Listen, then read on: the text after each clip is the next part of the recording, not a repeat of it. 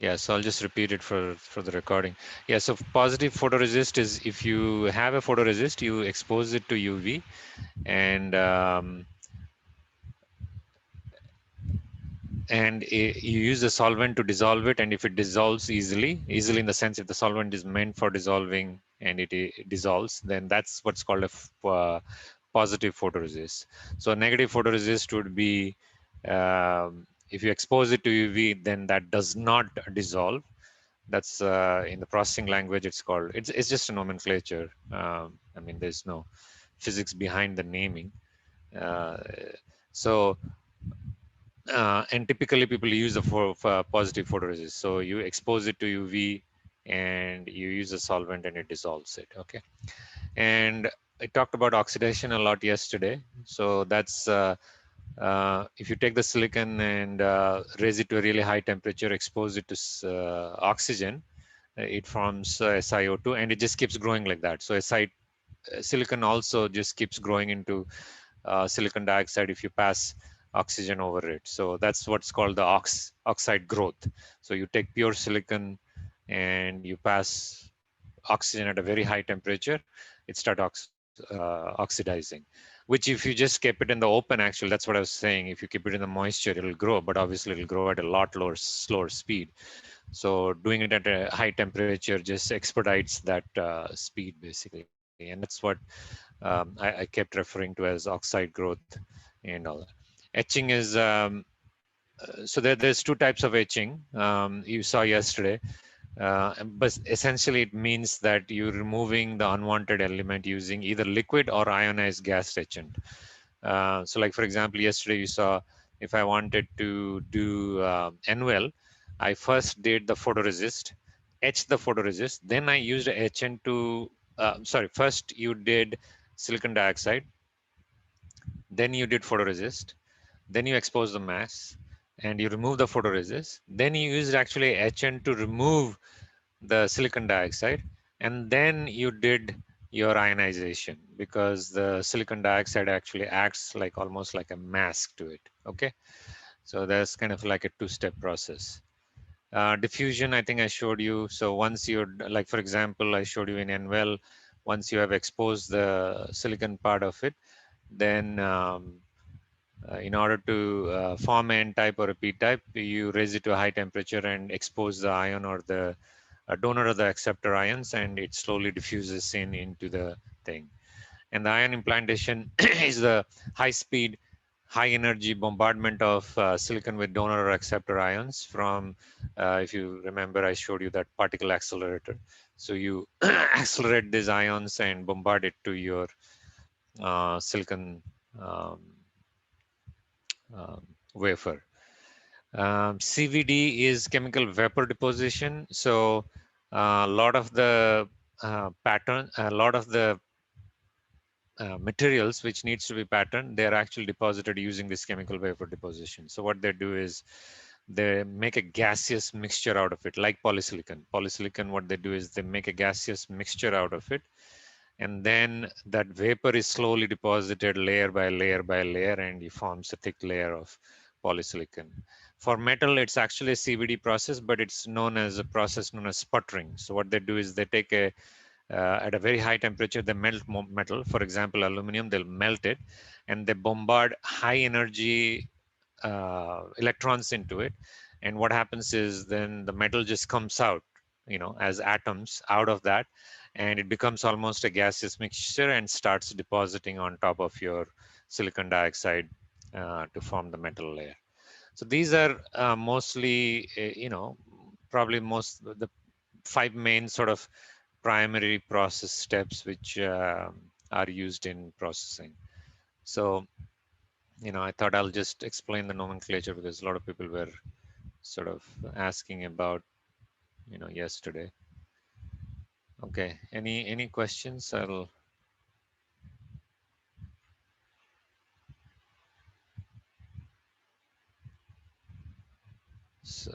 there's a question. So for positive photoresistor. No, it's not resistor, it's photoresist. It's actually a polymer. It's not a resistor. Is initially insoluble, then UV gets contact, then it becomes soluble. Correct. But for different types of solvents, right? So for one particular solvent, which is soluble generally, insoluble generally, but if you expose it to UV, then it becomes soluble. But then you have to remove the photoresist too. So it can't remain there all the time. So use another solvent to actually remove it. Um, this thing. So you put a photoresist and there is a solvent. Once you put the photoresist, it's hard to, for that particular solvent, it's hard to remove it. Then if you expose it to UV, then for that particular solvent, it removes it and the rest remains. So you do all your patterning, and then once you're done with that, then you have to remove the rest of it, because the photoresist should not remain on your IC at all. That will contaminate the process, and basically it'll make your IC dysfunctional. Okay, hopefully that answers your question. Okay, great. Any other questions before I start?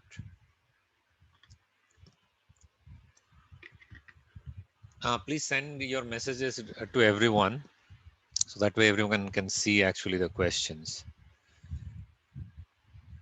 All right, so this is a little bit of change of plan in today's lecture. So I was planning to um, review some of the circuit theories part today, so which I usually do, because what I realize is most people, they have either forgotten or just never knew some of the basic principles in circuit design. So I was planning to do that today, but apparently the storm is going to intensify today at around 2 o'clock, 2:30 here. We already don't have any power here, but they might even shut off the generators and all that. So I think I'll probably have power, but I might lose all my network and all that. So I thought I'll skip that. I'll start these passive devices because we are going to start the lab on Friday. So I wanted to finish all the IV characteristics, MOS threshold, and all that before that, and which we will be, even if we cut it short a little bit today. And because we were planning to do a review, Santanu was planning to do a review of all the stuff I have covered. So maybe if we don't have time, we can skip that and move it to another day. So we'll be able to cover. So that's why I decided to uh, introduce the passive integrated IC devices today. So which will be resistor, capacitors, diodes, and then do the MOS threshold and MOS IV characteristics. So, and then Santanu will take over, and if we have time, he'll do the review. Otherwise, he might jump straight into MOS modeling. So that way we are uh, ready for the labs on Friday. Okay, and I wanted to spend some time on Linux also, because I find a lot of people just are just absolutely new to it. So that way it'll give us time for that. Okay. And for today, what I'm planning to do is, since the prediction is around 2 o'clock and if I lose it, so what we'll do is we'll continue, maybe take a really short break at 1 o'clock and continue to around 2:30. So that way, hopefully, I'll go a little at a faster space and try to, finish the material if I can. If I can, then we can continue tomorrow. But that way, it'll give us that extra 1.5 hour if in case we have to cut it short. If things looks okay, then we'll take a break around 2:30 and then come back and maybe continue for another hour or two. Okay. All right. So, so in IC design, obviously we're going to talk about CMOS devices, but before we talk about CMOS devices, essentially you're dealing with two most essential uh, passive devices in IC, which are the resistors and the capacitors. And it's so I thought to spend some time and kind of get a deeper feeling about obviously you guys know about resistors and capacitors, so most of it will be review, um, but I'll introduce some of the calculations we do in IC design, and mostly just the units. You start getting used to the units like the sheet rows and ohms per square and so on. So those are the things we'll kind of do that. And I'll also introduce, we'll go a little bit into the device physics of diodes, which is another passive devices which you're going to massively use in IC design. And that also will be a segue, it will be a stepping stone into our MOS device, active device, which is basically your switch, right? So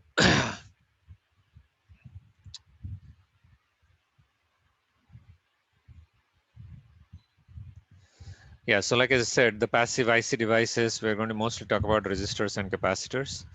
Inductors are not a problem, mostly unless you're doing some, 100 gigahertz or, terahertz kind of designs.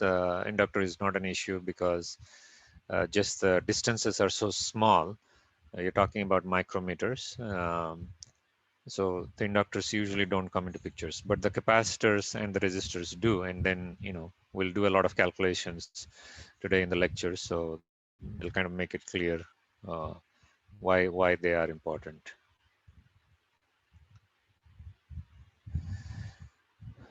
Okay, so I created this slide um, to sort of show you current flow as drift mechanism in semiconductors, which actually works for charge sheets, but also works for resistors as well. So that way I don't have to create like three different, explanations. It's actually pretty much the same explanation. So I kind of took that slide and decided to use it as resistors. So although I show as a block of silicon, the same thing applies for resistors as well. Okay. So if we um,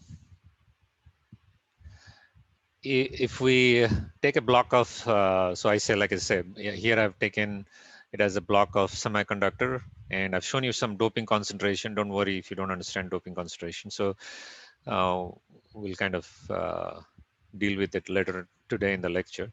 But essentially, you just assume that these are number of free carriers per centimeter cube. So you have about 10 to the power 18 free electrons per centimeter cube in this block of material. So you take a block of material, right, with length L, height of H, and width W, okay? And the reason you call this is because the way you apply the voltage, like as is shown here. And you apply a voltage V across the length of the device, basically, okay? And we want to find out what's the expression for the current flowing through this block of semiconductor, resistor, or just a sheet of charge, which we'll see when we are deriving the Morse equation. Okay, so once you apply a voltage, you're going to get electric field across it, and you're going to get a constant electric field. And to sort of show that, you can imagine it from a circuit perspective as well.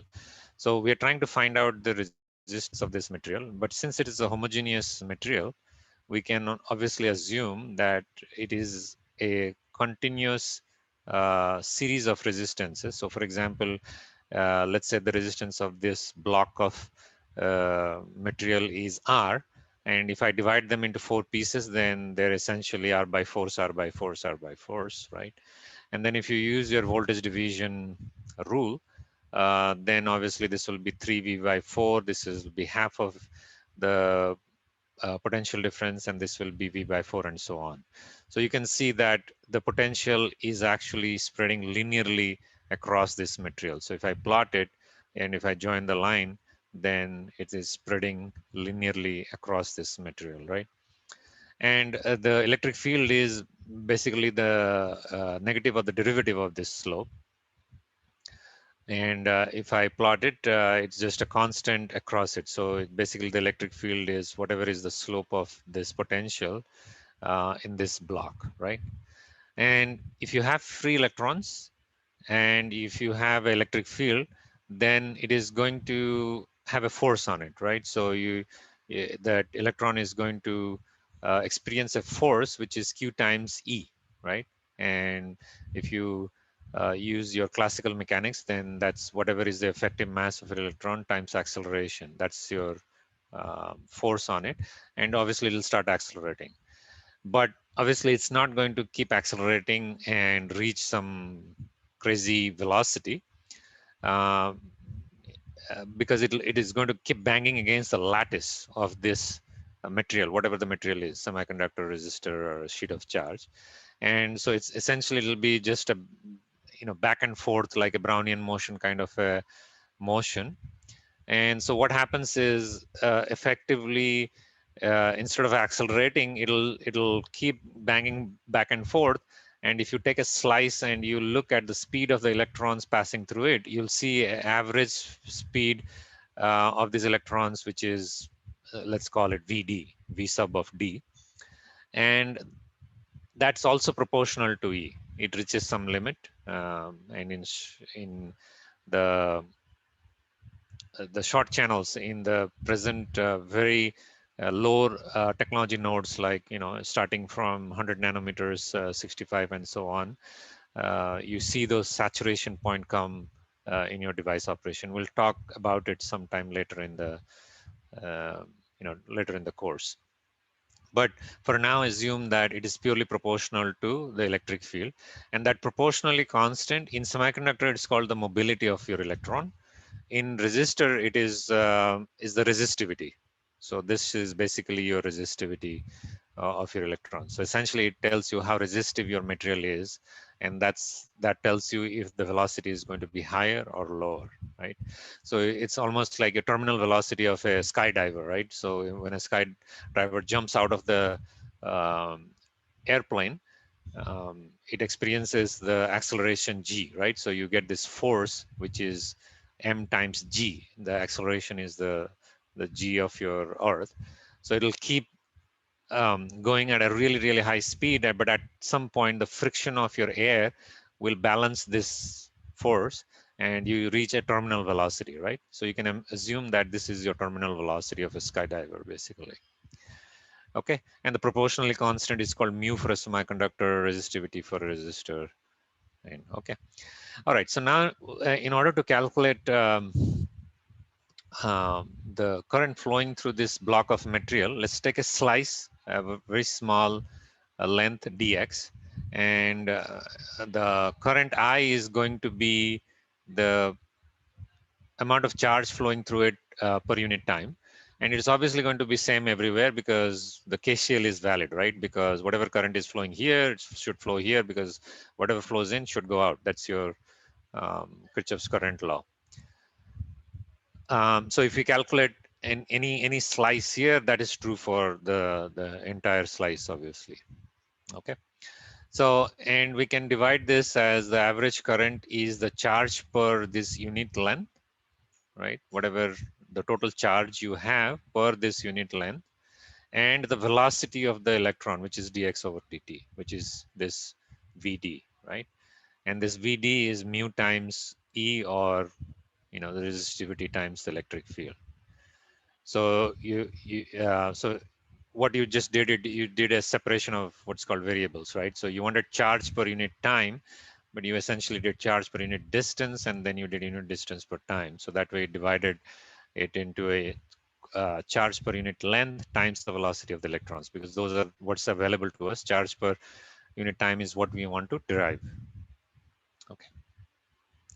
And the charge, you can take it as a sheet charge. Now in IC design, your vertical directions are decided by the process. You have no control as a designer. As a designer, you only have control on the X and the Y's. You don't have control on the Z direction. So for example, a metal layer, let's say metal one in a certain technology, typically they were about half micron, 500 nanometers. So that's fixed, 500 nanometers is fixed. But you have a minimum width and a minimum length, and you can go as high as you want on both sides. Okay, the length and the width, not as high, but limit. So you have a lower limit, you have upper limit, and within that limit, you can draw this rectangle, but you can't do anything about hedge, right? So that's why in IC design, we'll always talk about sheet resistances, sheet rows, and sort of, so sheet is basically saying, what is the parameter, or whatever it is for unit area, because I know the height is fixed, so I don't have to worry about the height. Okay. So the charge per unit length is nothing but whatever is the charge per unit distance, I mean unit area, times this W, right? So whatever charge you had for unit area times this W is the total charge per the W times L, right? Because we are taking a sheet row right now. We are not taking charge per volume, because that's assumed here. That is embedded inside this equation. So whatever is your sheet charge, that assumes whatever your height is. So for example, if you had your like for example here, you had 10 to the power 18 centimeter cube. Now if your height was 1 centimeter, then it's 10 to the power 18 electrons per centimeter square, right? So that's what this is. So times W gives you this whole charge over here, and Vd is your this velocity of your electron. So that's your total current, which is essentially this equation right here. Okay, and Vd is this equation over here, mu times E, and I haven't explicitly written here, but you know that if the field, the potential is linear, then E is V over D, right? Negative V over D. So that's what that expression is written over here. So Qs times W is your sheet charge, Vd is mu times E, and E is V over L. So that's this entire equation over here, right? And here in semiconductor terms, I've written that whatever is your impurities times Q times W over L, this is your sheet charge. Then W times L,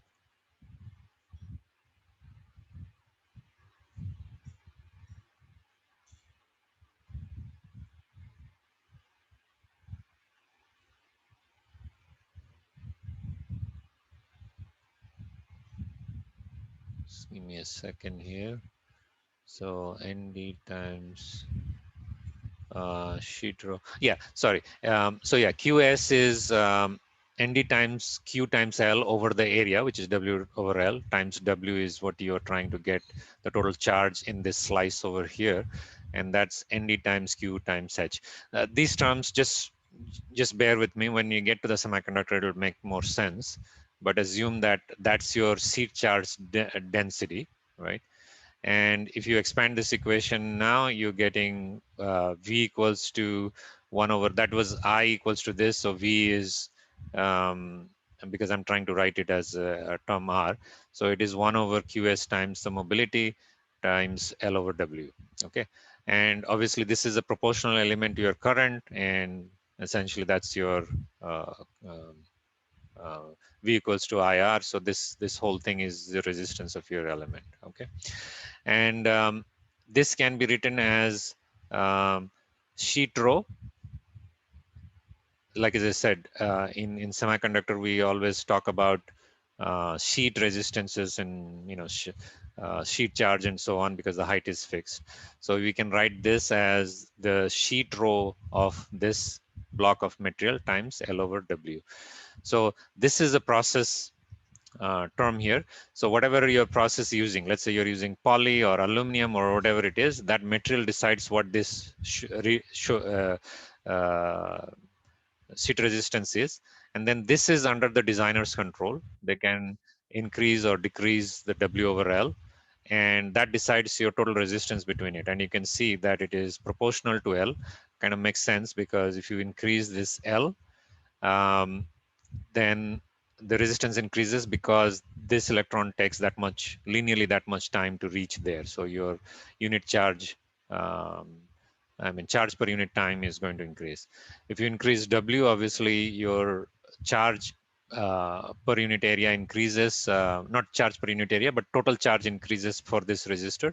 So that also increases the current, which decreases your resistance linearly. Okay. Any questions on this one? So like I said, this I have kind of derived it as a semiconductor, but in the next slide, what I'll start doing is I'll do it for a pure resistor, and we'll write these equations. We'll start with a volume equation and write it as sheet rows and all that. Okay. Any questions on this one so far?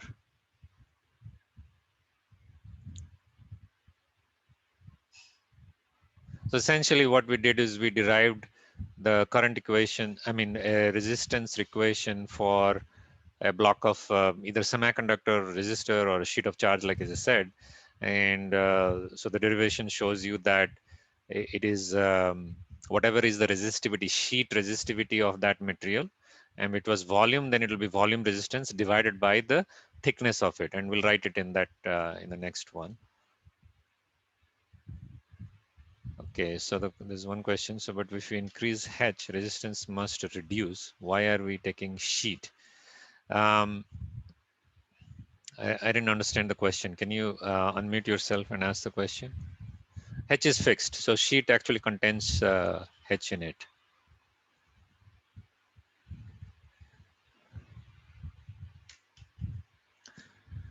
So Swades, you can, I think you should be able to unmute yourself.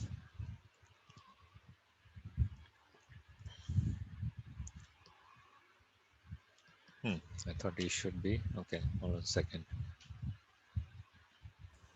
Yes, sir, they can unmute. Yeah, go ahead. So, Yeah, hello. yeah, go So ahead. basically, what I am asking that, what is our what we want to achieve over here? We want less resistance or anything else? No, no, no. We're not trying to achieve anything. We're not trying to achieve a low resistance or a high resistance. All we are saying is if I give you a block of material, what is the resistance of it? Obviously, you know it. We're just deriving it. Okay, just it's a review basically. Okay. Okay. What we want to achieve depends on the application, right? If you're doing a wire, you want lower resistance. If you're doing a resistor, you want higher resistance, right? So it depends on it. All I'm saying is you're given a block of material with certain sheet resistance in it. So let's do an example. Maybe it'll be more clear. Okay. So let's now do a resistive material. Maybe it'll be more clear. So so what I'm going to do now is there were a lot of questions yesterday, so let's take a particular example. So, we're doing metal, right? So let's draw a metal now.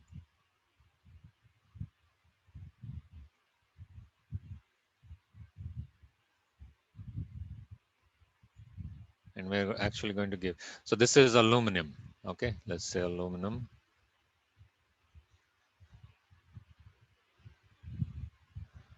And so this is your length. And this is your W. And this is your height. Okay, so let me find what the sheet row aluminum resistivity is. Okay, so aluminum resistivity is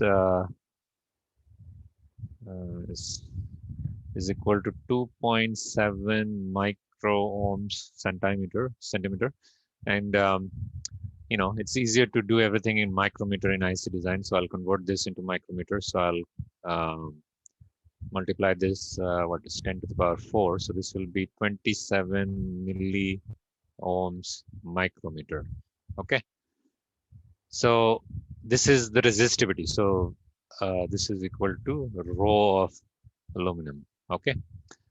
And so what I derived in the previous equation, I can do the same thing.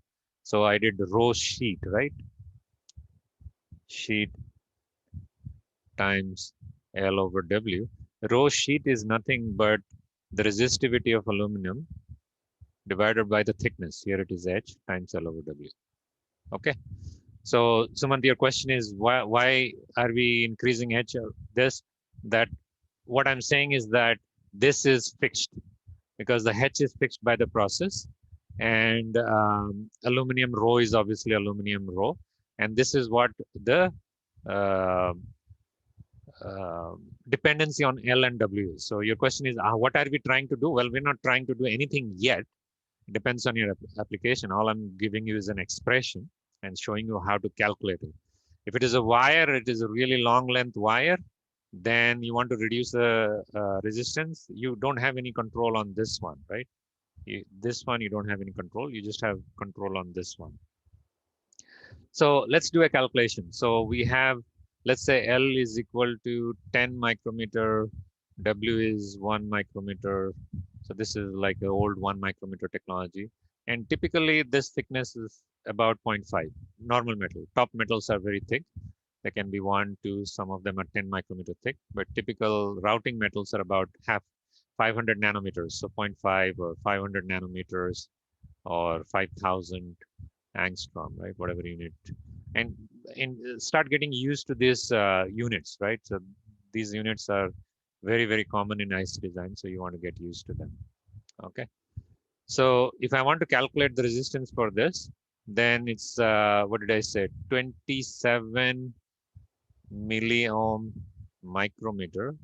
And since everything is in micrometer, it's nice and easy. So I keep 0.7 micrometer. L over W, I don't have to worry about the unit because it's a ratio. So L is 10 by 1, so it's just 10, right? So the total resistance is 27 by 0.5. So that's what, 5. So let's say roughly 50 times 10, that's 500 milliohms, right? So for 10 micrometer, it's 500 milliohms of resistance. Now, as I said, we usually talk about sheet resistance because the height is fixed. So why carry the height all the time, right? So what's the sheet resistance of aluminum? So R sheet, what is R sheet? Rho of the resistivity divided by the height, right? Which is 27 milliohms micrometer divided by 0.5 micrometers. So roughly 50 milliohm. And the sheet in IC design is usually given as per square, right? Per square because we are trying to find out rho over h, and that is same as if L is equal to W, then whatever is the resistance of that block, that's also sheet rho, right? Because if your L is 10, W is 10, that's sheet rho. If your L is 1, W is 1, that's sheet rho. So that's why you'll see in IC design, your specification of the resistance, sheet resistance is given as ohms per square. Okay, so you take so let's take this aluminum. So you take 1 micrometer by 1 micron. This is going to be 50 milliohms, right? You take 2 micron by 2 micron. And if you look at, if you look at the resistance between these 2 points, so these 2 points or across their square, it's the same. This is also 50 milliohms, right? So can you guys tell me from a circuit perspective why that's the case? 54, okay, yeah, that's the exact answer. I'm just doing approximate ones here. So why is it from a circuit perspective? Why is it why the square? Even if I'm increasing the L and W, obviously the equation tells you that. But from a circuit theory, resistor, like doing series and parallel, can you prove it from a series and parallel as well?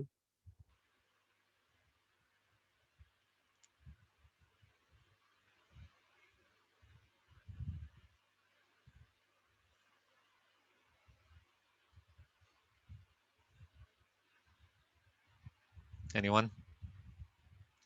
So what I mean by that is this.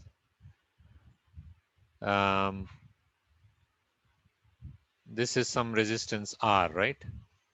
This is also resistance R. The total resistance is R.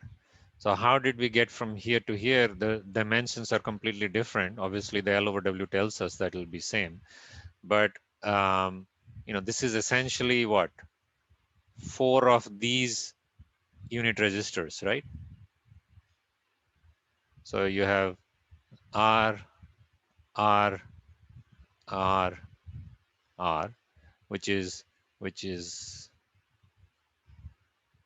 so you have 2 series Rs, 2R. You have another 2 series resistors, 2R, but both of them are in parallel. Then they become R again, right? So from a circuit perspective, also you can see that obviously the squares, doesn't matter what the size of the square is, the resistance remains the same. But obviously your capacitance is increasing. We'll talk about that later. Okay. So makes sense. So now if I want to calculate the same resistance value, so now I know R sheet is, so yeah, it's 54. Let's keep it 50 because that's how we have been calculating approximately. So we know R sheet of aluminum is 50 milliohm, that's 10 to the power minus 3 per square, right? So let's do this calculation again. How many squares is this? 10 squares, right? So if I divide them into 1 by 1 squares, so these are 10 squares, right? 10 squares. So which means that this resistance is equal to 50 times 10, which is 500 milliohm, which is the same answer we got when we did it with the resistivity. So that's why, you know, you drop the H because the H is fixed. So instead of finding out resistivity, you actually calculate the resistance for, um, you know, um, unit square, and then it's easier to calculate.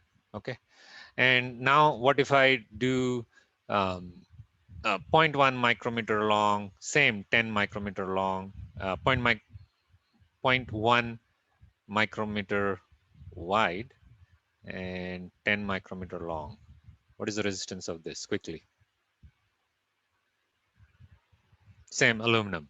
What's the resistance of this long wire now?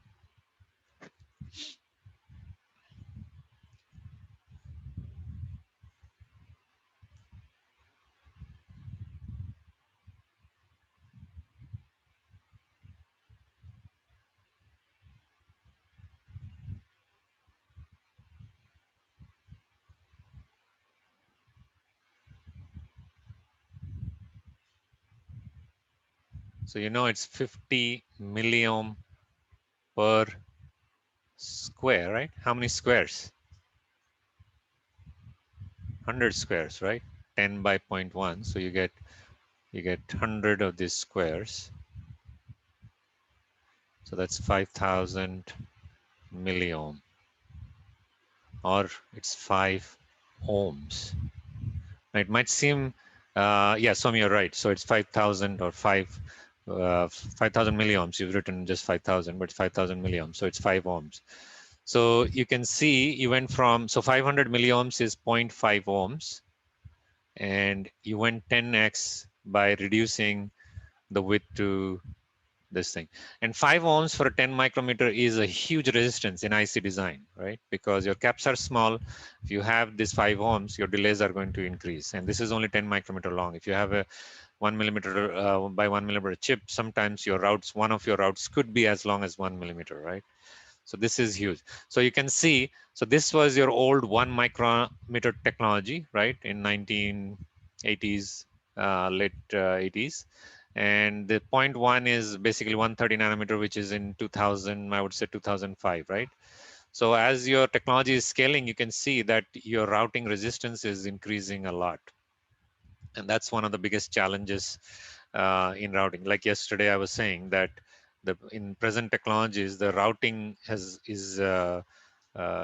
becoming a challenge because of this, because your resistance is increasing a lot because it's getting thinner and it's not getting shorter. I mean, it gets shorter from device to device, but overall, because you're cramming in more and more stuff, you still need to route from one block to another block. Before you're writing one device to another device, now it's becoming one block to another block, so they'll become more resistive.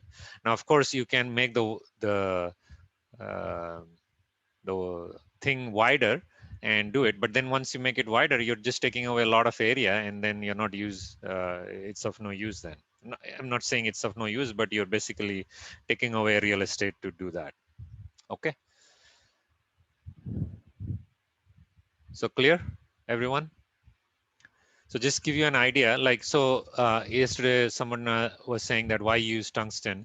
So tungsten resistivity, I don't know what tungsten resist sign is. I forget what the tungsten sign is. Or it's W. Resistivity is 55 milliohm micrometer. Okay, so you can see it's almost twice that of aluminum, right? And copper is equal to 1.7, sorry, 17 milliohms micrometer. So which is, so you can see tungsten is almost twice of aluminum, copper is half of aluminum.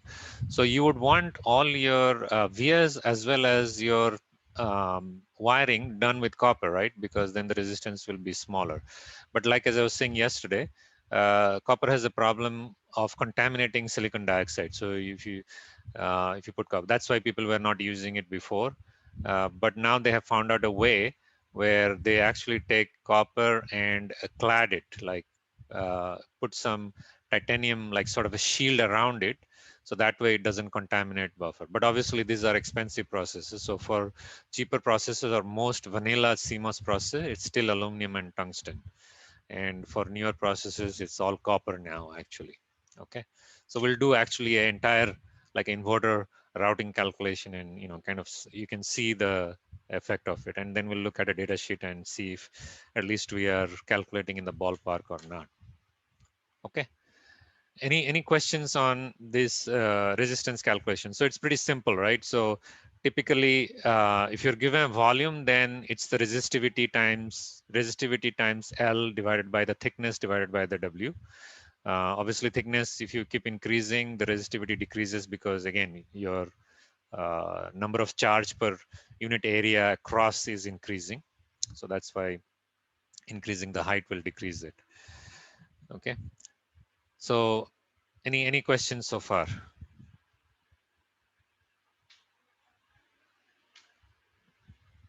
Everyone clear? So raise your hands, everyone, if it all makes sense.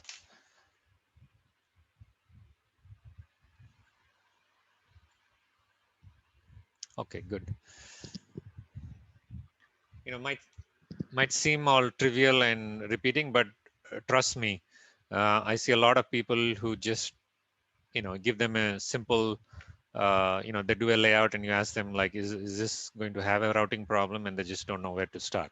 So it's very, very essential in IC design to get an idea on especially on the resistor and capacitors. Like when people do layout, I'll go and ask them like, are you sure this routing is okay? And they will say, oh, I haven't done the extraction. I mean, you don't need to do extraction. You can just quickly find out, ballpark, right? Usually you're looking for ballpark numbers. You just find out what is your routing, what is your width, the sheet rows from the data sheet. Just quickly calculate and see if it is going to be a problem or not, right? Before you do extraction. And even if you do extraction, it's just very difficult to isolate those parts, because your extraction data is filled with thousands and hundreds and thousands of resistors everywhere. Okay, all right, good. So all right, so we'll do a big long calculation. Before that, I'll introduce you to the next passive device, which is the capacitor. Okay, again, I think you guys know the equations behind the capacitance, but again, capacitance is another one. See, as IC design is getting complex and complex, it is most essential. Even guys who are writing design rules or PDK documents and all that, it's just very, very essential for you to have a very deeper understanding of it, because the processes are so intricate, so complicated now, that if you don't have this basic fundamental ideas, you just get lost very quickly. Okay, so it's worthwhile revisiting some of these, although you have done a lot of these in your basic courses. Okay, so we'll talk about capacitance. So this is a cross section of a parallel capacitance. So what I've shown is a plate, cross section of a plate. So essentially, this is kind of a plate, some thickness here. Okay, just so that you know what I've drawn here. So two parallel plates, distance d, area of each of cap.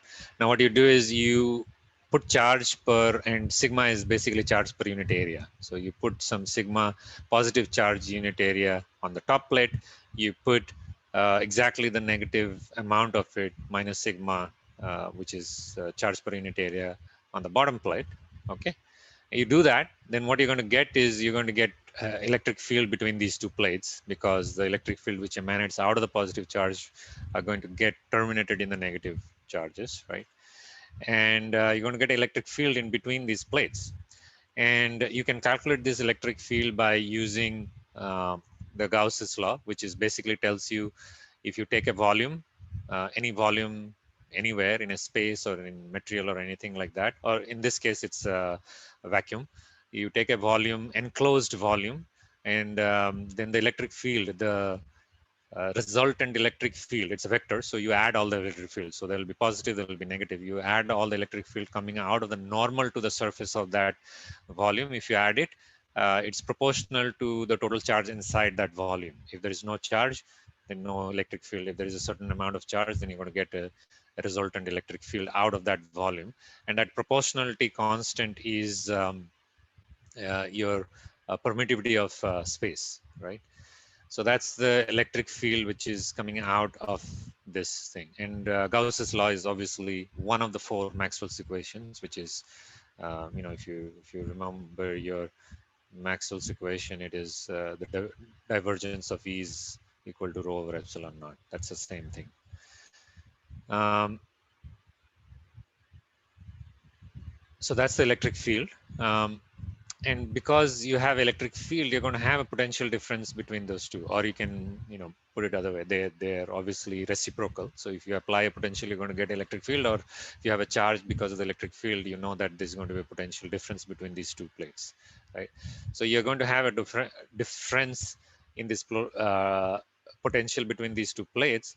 And because the electric field is constant, because it's uniform charge, then the electric field is going to be uniform. If the electric field is uniform, then I can write the potential difference as this E times D, or in other words, the electric field is whatever is the potential difference divided by D, right? Because the derivative of the slope of, the slope of the potential, or the derivative of the potential. Okay, and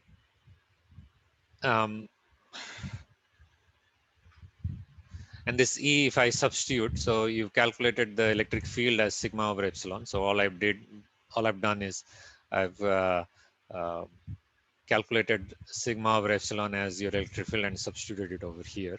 And sigma is Q over A, so I've separated that. And what you get is you get this equation, which is Q times D over A times epsilon naught. So essentially what you have is you have the Q, which is proportional to V, or V is proportional to Q. So for example, if I had just, I started with just let's say half of this, then the same potential, you'll get Q. And now if I double the charge over here, then the potential also will double. And that's, because of superposition, because it's a linear system, physical linear system. So they superimpose. And that's why capacitive is a linear element, which, when we do the circuit theory, we'll also prove it from circuit theory. But essentially the field is a linear field. That's why capacitor is a linear, actually. So it kind of goes from the physics. That's why it turns out to be linear. So I double the charge, the potential also doubles for the same area, because the field doubles, because they linearly superimpose. So if I have one positive charge, I add another positive charge, the field just adds to it, right? It linearly adds to it. So it superimposes on top of each other. Okay. So I can write this proportionality constant as C, which is basically the capacitance, which we know as the capacitance of this parallel plate, which is the area of the capacitance times the permittivity of space, and divided by the distance. So if your distance increases, your capacitance decreases. If your area increases, your capacitance obviously increases. And if this constant permittivity, if you find a material which is higher than this permittivity, then also your capacitance will increase, right? So that's how you calculate the capacitance. Okay, so essentially what you're trying to do is you're applying Gauss's law, trying to find out what the electric field is. From that, you're calculating what is the relation between voltage and charge. That's the relation you're trying to, because that's what, as a circuit designer, that's what is uh, relevant to me or useful to me. because the charge and voltage is what I deal with in circuit design. Electric field is something which is embedded inside it. Okay, and here I've just shown you that, and if any of you guys are ever going to get interviewed by Atul at ST Micro, you're definitely going to get this question. So is the electric field look linear like this? Yes, if you have an infinitely long parallel plate everywhere else, but as you go to the edge of it, it's not like this because you have charges here, right? So all your electric fields are going to emanate in an isotropic fashion. So they kind of go in a circular fashion. So this is what's called fringe fields, right? Electric fringe fields. So in next couple of minutes, we'll do some capacitive calculations. So I'll show you why the fringe field is so much more important in present day technology. Okay. So yeah, so if you have a really long plate, then the fringe field is uh, uh, is negligible. So actually, there is a. So maybe I'll write that over here. So if you have a long plate and you did this capacitance, right? A times epsilon over D. That's actually assuming that the field was like this. There's no fringe field. It was parallel between the parallel plates, evenly distributed like this. But because of the fringe field, the capacitance is actually a little bit higher, and that higher portion is if you calculate, it is very complicated. Actually, the equation is very complicated, so people use field solvers to actually do it. It's the same principle like we used here, but in our case it was very easy because we assumed everything was homogeneous, and so we kind of took E as V over D and so on. But once it's fringing field, you actually have to solve the fields and do it, and it's quite complicated, so people use actually field solver to do that. But in a case of a parallel plate, there is actually a fudge factor you can use. So if this distance is d, you extend this length to 3 by 8 of your d. So let's say you had, so let's say this was L, this was W, right? So area is equal to W times L. But now you make your new area. So let's say, so this was your original one. Now you make your area, new area A dash is equal to W times the old L plus 3 by 8 of D. That's your new area. If you do this, then you'll get a. Now you can see that if L is really, really long, greater than D, then this is, pretty much negligible. But if it is not, then this is a big factor, right? And we'll see why this is a big factor in present technology. I'll show you some examples. I mean, when we do the examples, it might be a little bit more clear. Okay, so this was free air. What happens when you put in a dielectric? Now, dielectrics, let me draw here. So dielectrics are insulators, right? And what they have is they have these small dipoles, right? So when you put an electric field, you get these dipoles, which are separations of charges inside them. So if you put electric field in this direction, they'll separate like this. But there are no free electrons. Okay, they're just like a dipole, which is a positive and negative charge separated by some distance. So there is no free electron. But because of that, what happens is, so what I have done is I have kind of exaggerated it here, because this positive and negative will cancel here. If I have another dipole here, that will cancel here. But at the very end, the last dipole will have a negative charge exposed here, and the last dipole here would be a positive charge exposed here. So I've shown you as just one big dipole here. So what happens is whatever positive charge here, it'll actually get terminated right here. And this positive charge over here will terminate the negative charge here. And essentially what you see is as if your lower electric field is lower, right? For the same charge, for the same distance of the capacitor, your electric field has lowered. Now, if you relate, so what is the equation for charge? What did we derive here? Q is equal to, or let's write C. C equals to Q over V, right? So what has happened is if your electric field is lowered, and since electric field is a derivative of the voltage, that means this voltage is also lowered, right? Which means that your capacitance is increased because the charge is the same. I put the same amount of charge. So just putting this dielectric material inside it, which has some properties of these dipoles, then the capacitance actually increased, right? So for example, in silicon dioxide,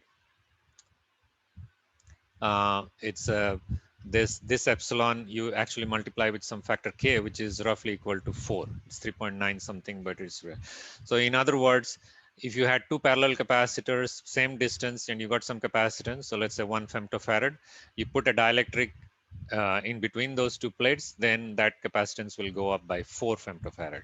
So it's bad for routing, but it's actually good if you want to create um, uh, capacitance. Like in analog circuits, we want to create capacitance. So we are looking for what's called high K dielectric, right? So this is called K, and we are looking for high K dielectric. So if you derive, and you can apply the Gauss's law again, but now you have to apply a Gauss's law inside a dielectric, and instead of charge, you have what's called displacement and so on. So you can look in any EM book. And essentially what you get is you get this term, 1 plus this chi term multiplied to your epsilon naught. And this will depend on the material. Like as I said, for silicon, chi is about 3. So 1 plus x is about 4. So you get 4 times more capacitance, right? And this chi is called the dielectric susceptibility. But essentially for a circuit design, all you care about is this dielectric constant called K. Okay, so that's why if you want to create high density capacitors, you want high K dielectric, right? High K dielectric. If you want low routing capacitances, then you want low K dielectric. So for digital chips, people want this. For analog chips, people want this. Not always, but even analog, you don't want routing capacitance. But typically it's not a huge issue in analog. Analog, usually you're wanting more capacitance because you're building filters, you're building, switch cap filters and so on. So the more the cap, the better it is for most applications. Um, okay, let me ask you a question to see if kind of makes sense for you. This diagram I have drawn here, right? So you can see I put in a dielectric, and the way I have drawn it, it actually halved the electric field what it was before. What do you think will be the dielectric constant? What is the susceptibility and what is the dielectric constant? Let's see if you guys followed.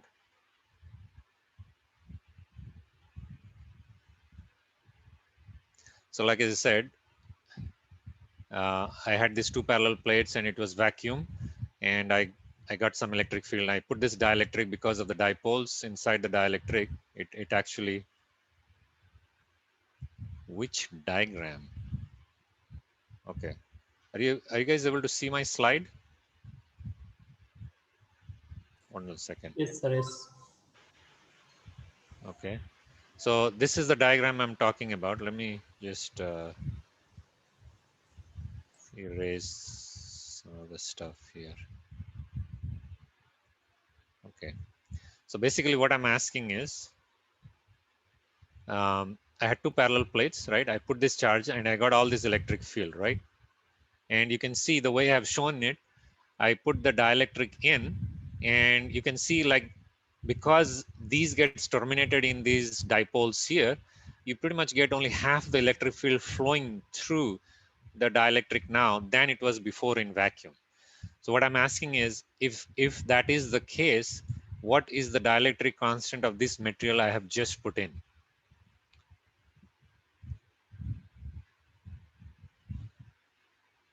I meant the last one. Someone, I still don't follow. Which I mean, I'm talking about this diagram. Which diagram are you asking? Okay, got it. Good.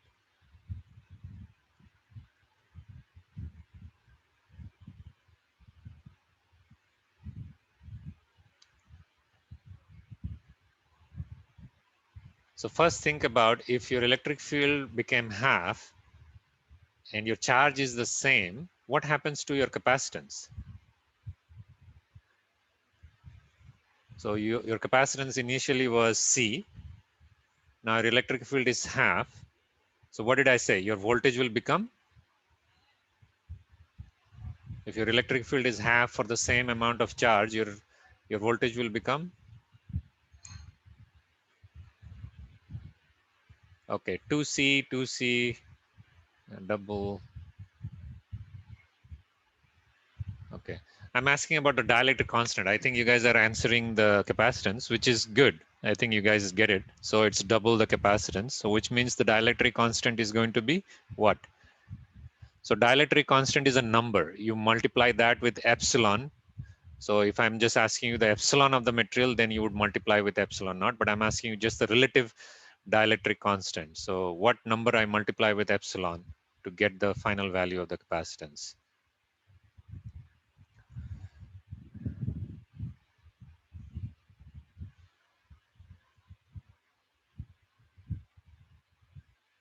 It's 2, right? Because if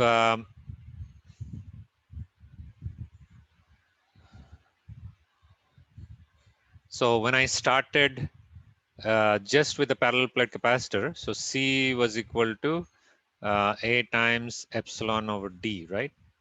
D, which is in terms of voltage and charge, it is Q over V, right? And obviously the distance, this is same, and but your V is now doubled, right? I'm sorry, the V is half now, right? Because your electric field is half. If your electric field is half, dV over dx remains the same.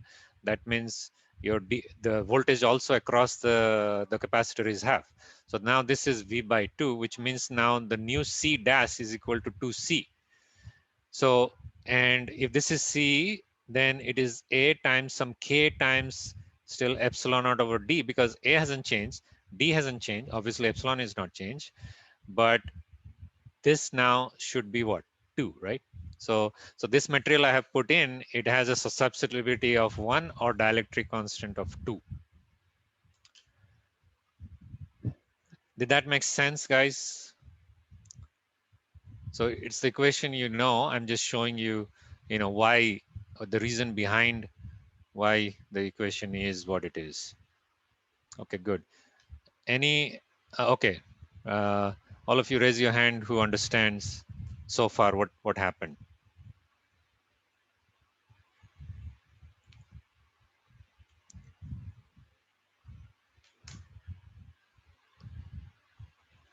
Okay, guys, we'll see. All right, okay, looks like a lot of people have no idea. They haven't raised their hand because they just assume they know it. Or so what about the others? What part is not making sense? You just ask me a question, that way I can maybe address it. What part doesn't make sense for people who have not raised their hand?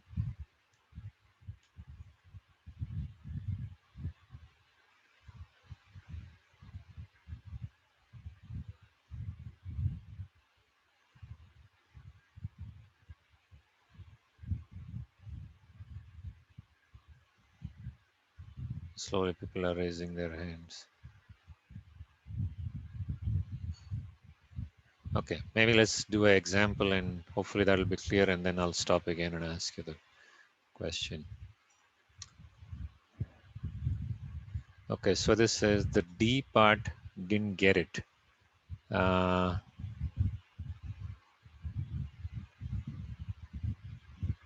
What is the D part? You mean the dielectric part? So this, can you just unmute and ask which is the D part? Okay, the dielectric. Okay. So what I'm saying is that when you put in the dielectric, your equation becomes, instead of, so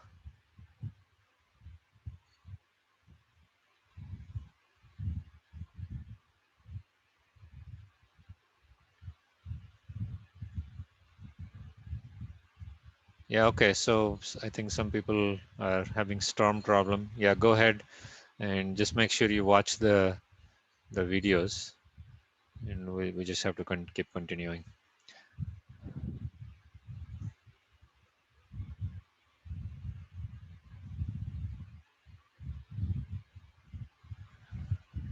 Okay, so the dielectric part, basically what I'm saying is that I think everyone knows this equation. you know, this, so this is the equation we derived for two plates in a vacuum, right? Or air, which is pretty close to epsilon naught. This is what you do, right? Now, everyone obviously knows, I mean, most of you do, is that if I tell you like, oh, if I take a parallel plate capacitor and put silicon dioxide in this, what is the capacitance? And you'll say, oh, it's A times K SiO2 times epsilon naught over D, right? And you say, oh, what is this K value? This is, you say, approximately equal to 4, right? All I'm saying is that how did you get this 4 in this? All I'm saying is that when you put it in a silicon dioxide, because it's a dielectric, it has dipoles. And what happens is when you put the dielectric in, your electric field reduces by 1/4. And because it reduces by 1/4, the voltage across also reduces by 1/4. Now, for the same charge, if you have 1/4 of voltage, that means you have 4 times more capacitance. Okay, so I'm just showing you a physical picture of how, you know, that happens when you put in a dielectric. That's all I'm saying. Okay, is that clear, Sumant?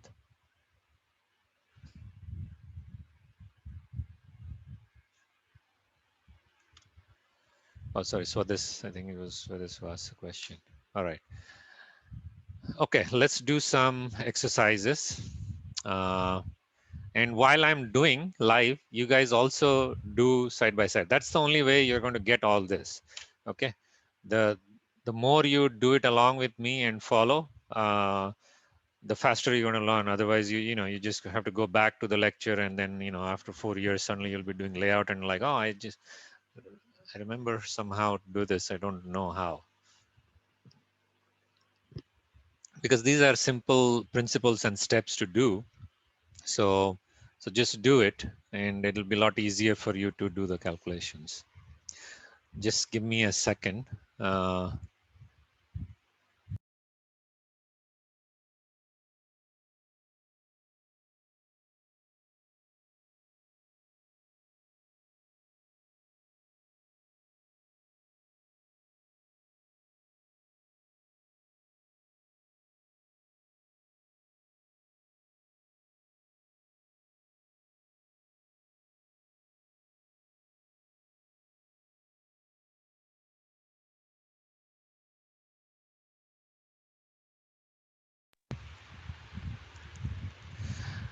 Okay, so so we're going to take a real example now, and um, you know, try to calculate some of the. So let's take um, so some typical numbers in a typical IC design and try to calculate the capacitor. So let's take routing capacitance, for example. So what we're going to do is we're going to calculate two types of capacitance, and that way it'll probably make it clear why. So I'm going to show you cross sections of.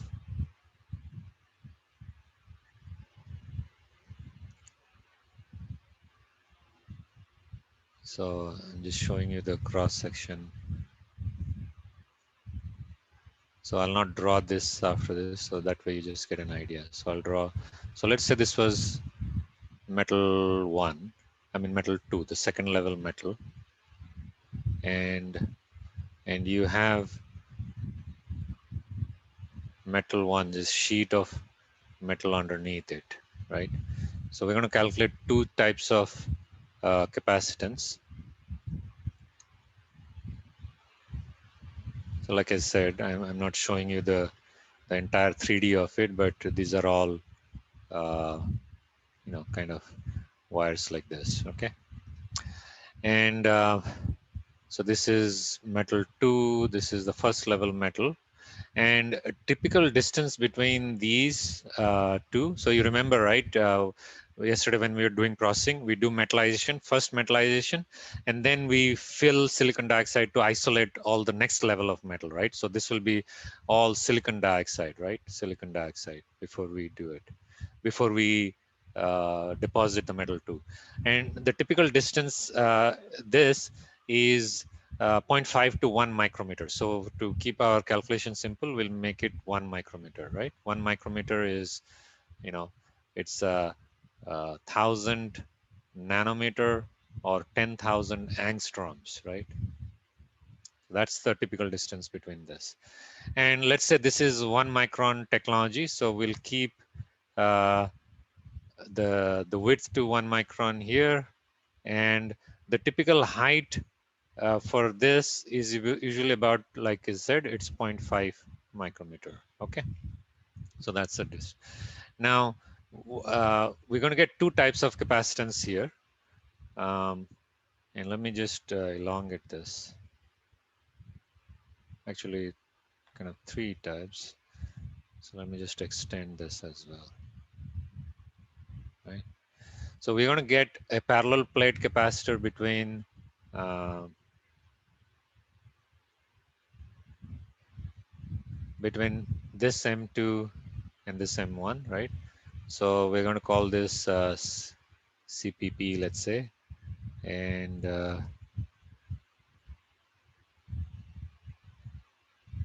forget what the terminologies are, but doesn't matter. Let's call it CPP, and let's call this CP lateral, let's say, C parallel lateral. So you're going to get some here. And then you remember you have some fringe fields. So because of the fringe fields, you're going to get, some capacitance here. We'll call that C fringe, right? We'll not calculate this because this is a tougher calculation, but let's calculate this. So, and we'll calculate this per unit area, so per micrometer square. So this is one. So what's the capacitance between these two unit per unit area per micrometer square? Let's say is the capacitance. So area is equal to 1 micrometer square, right? So what's the capacitance? So C is equal to, C is equal to A, which is 1 micrometer square. So I'll not write that. So K, the dielectric constant of SiO2 times epsilon naught divided by the distance, which is 1 micrometer, right? 1 micrometer or 10 to the power minus 6 meter. Okay. So, and KSiO2 is roughly 4, and epsilon naught is, let me see what it is. Epsilon naught is 8.85 into 10 to the power minus 14 femto per centimeter. Okay, and then again divided by 1 micrometer, which is 10 to the power minus 6 meters. Okay, and this will be easier because these are very small capacitances. So it'll be easier if I also convert this into femtofarad micrometer, right? So if I convert that into femtofarad micrometer, then this is 4 into 8.85. So 10 to the power minus 14 is actually 10 femtofarad, right? So I'll multiply this by 10 and then divided by centimeter, which is 10 to the power minus 4, um, 10 to the power 4 micrometer. So this will become 10 to the power 5. So this is femtofarad per micrometer and per micrometer. And then I have 1 micrometer. Did I get that right? Oh, sorry, this is per meter. So because centimeter is 10 to the power, 1 second, what is, so 10 to the power minus 14, and so let me just write this as farad first. So 10 to the power minus 14 plus 4, and let's convert all this into meters. So this will be plus 6.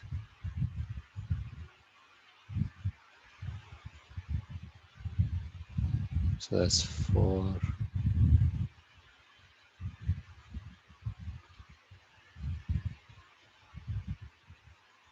minus Okay, so that's 4 into 8.85 into 10 to the power minus 4 femto per meter square.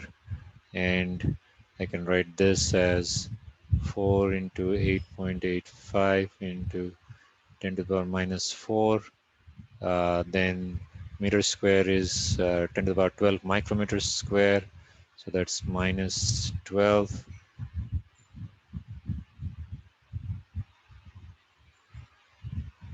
So that's 16. So 4 into 8.85 times 10 to the power minus 16, which is 84. So what's the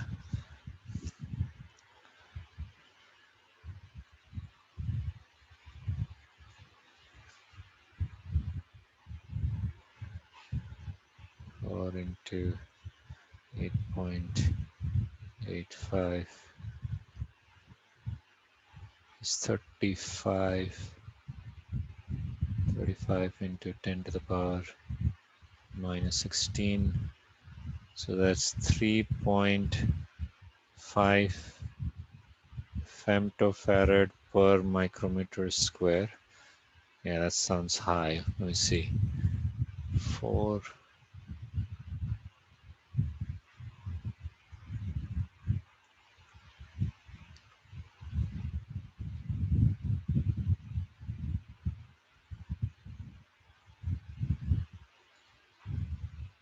Oh, sorry, because this is not ratio. This is 1 micrometer square.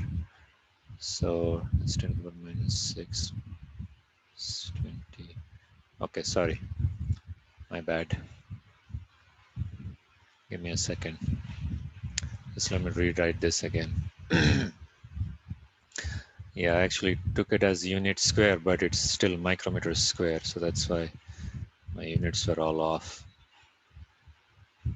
Okay, so this is a good lesson. You shouldn't skip your steps when you're deriving. All right, so this is still A times D, and A is, so it's 4 times, A is 1 micrometer square, so I'll just write it as 1 micrometer square for now, divided by the length, which is 1 micrometer, and then 3.54 nanofarad. Okay, so you're doing IC design, I'll tell you why you're off by so much. 8.85 into 10 to the power minus 14 femto per centimeter, right? Okay, so, and I'll go step by step so I don't make any mistakes this time. So 4 times 8.85 is, somebody has already calculated, so that's 35.4. And 1 micrometer square, so micrometer will cancel, so 10 to the power minus 6. 14 is 10 to the power minus 20, so 10 to the power minus 20 femto per centimeter, right? And did I get that right? Yeah, centimeter.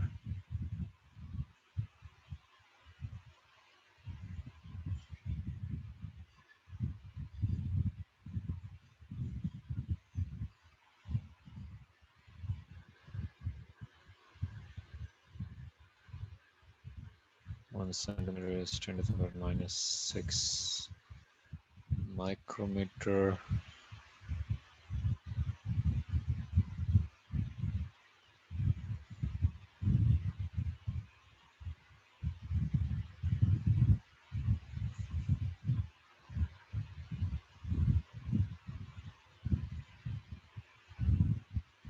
So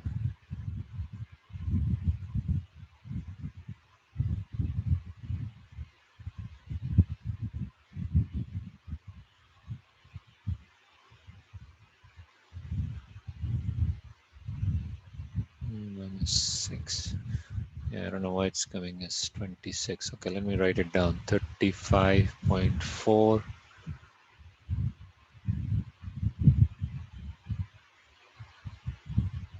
Oh yeah, because I've converted all into meters now. 10 to the power minus 20, so centimeter is 10 to the power, so that's minus 22 femto. Yeah, let me just calculate this and then I'll see if I got this right. So that's farad, so which is 10 to the power 15 femto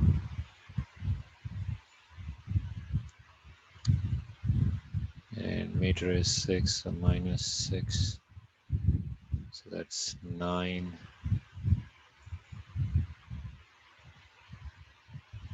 It's still not coming right.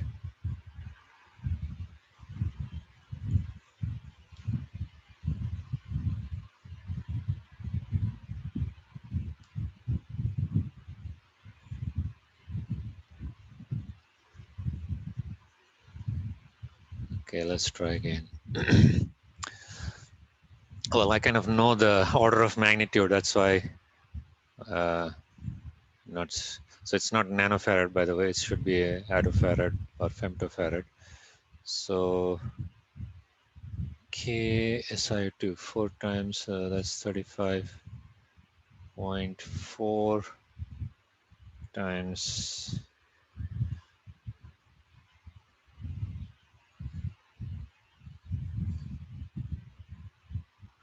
yeah, just find unit area, so forget about doing it micrometers square, because I'll divide it by area. So 8.85 into,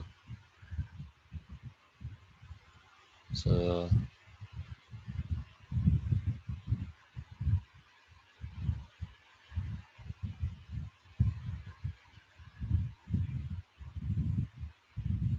hold on, Samantha, I don't know what 0.5 are you talking about. So let's just, let me just get this first and then we'll, or centimeter.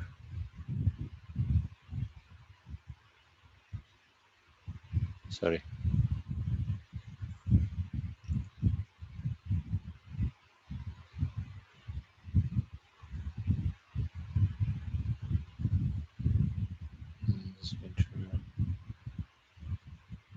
This is equal to 35.4 into 10 to the power minus 18.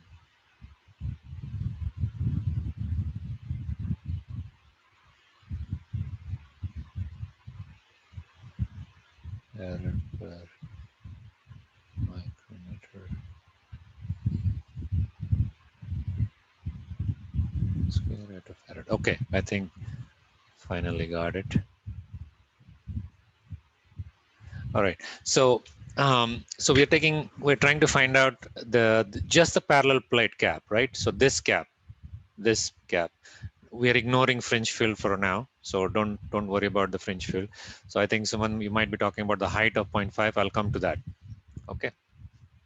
So it's 8 times 8.5 into 10 to the power minus 14 farad per centimeter square, and then you convert centimeter, and it's per unit area. So I've just taken A divided by A, so it's per unit area, and I convert the centimeter into micrometer, and that's 10 to the power minus 4 centimeters. So it's 10 to the power 4 micrometers. So if you take it to the numerator, it becomes 10 to the power minus 18. So 10 to the power minus 15 is femto, right? So 12 is pico, minus 15 is femto, minus 18 is atto. Okay, just remember that. So let me write it here. So you have to get used to these numbers now, right?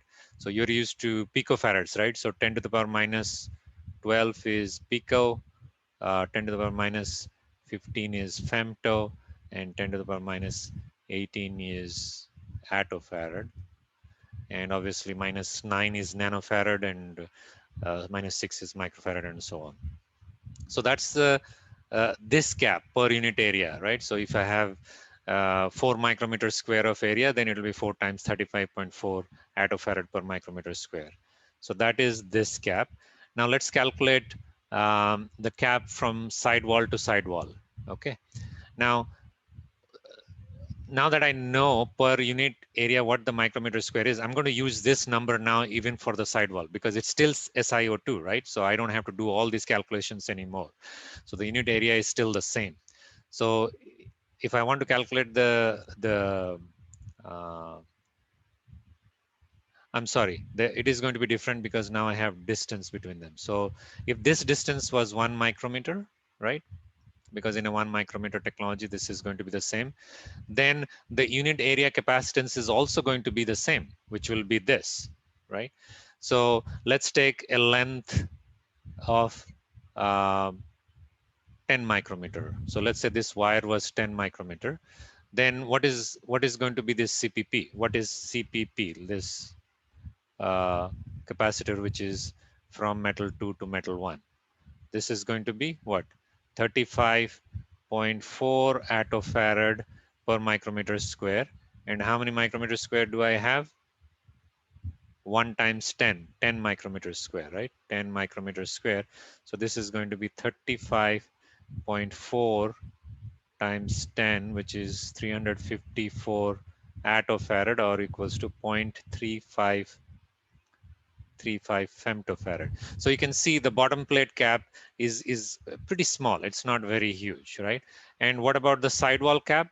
Well, the sidewall cap for that same 10 meter, because your height is half of it, it's going to be half of this. So the sidewall, what would you say? CPL, forget what the terminologies are. It's going to be 354 by 2, which is about 100.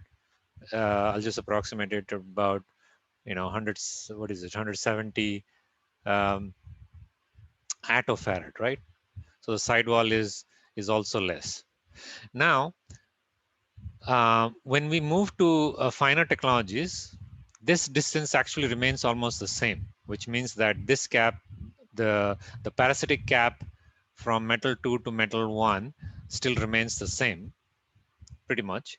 But this distance is now very small. So now this distance is, so let's take 180 nanometer or 130 nanometer. Now this distance is 0.1 micrometer, right? So so for that same 10 micrometer long capacitor, for let's say, now let me switch the color. So let's say I make it red now.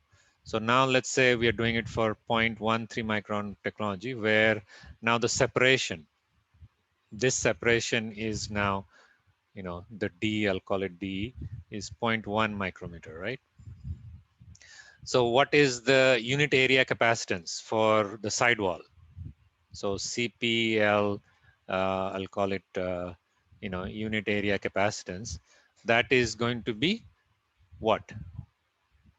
So it was 35 for previous case. What is it going to be now for this one? I don't have to do this recalculations again, right? So let's see who can say what will be the new capacitance, sidewall capacitance now.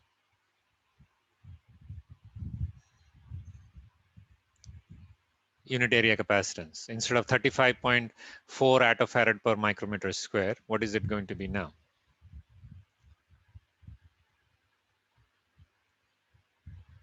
Yes, exactly. It's 354, correct for this. So it's going to be 354 attofarad per micrometer square now, right? That's your unit capacitance. This one, right? That's because your distance is now 10 times smaller. So the capacitance, you remember the capacitance equation, C is A times epsilon D. This D decreases by 10 times. That means the capacitance will increase by 10 times. It's a linear relationship. So that's 3. So now let's calculate the capacitance CPL for that 10 micrometer long.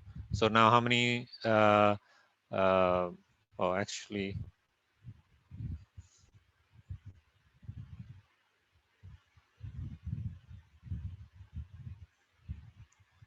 yeah. So what is going to be the area? So area is 10 times 0.5 micrometer times 354 attofarad, which is totally going to be, let's say, around 170, 1.7 femtofarad, right?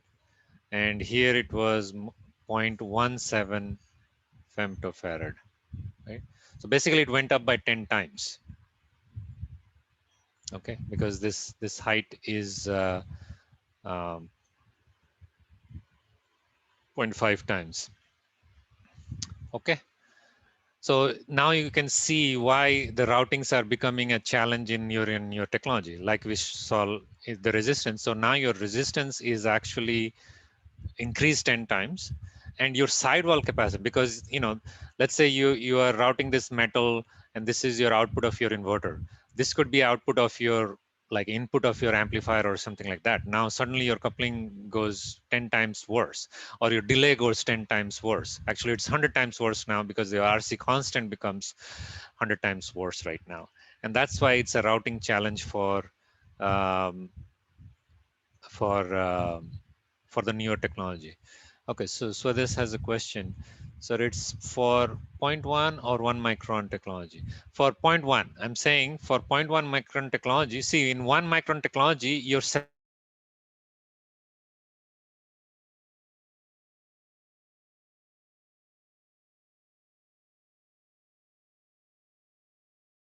separation is only 0.5.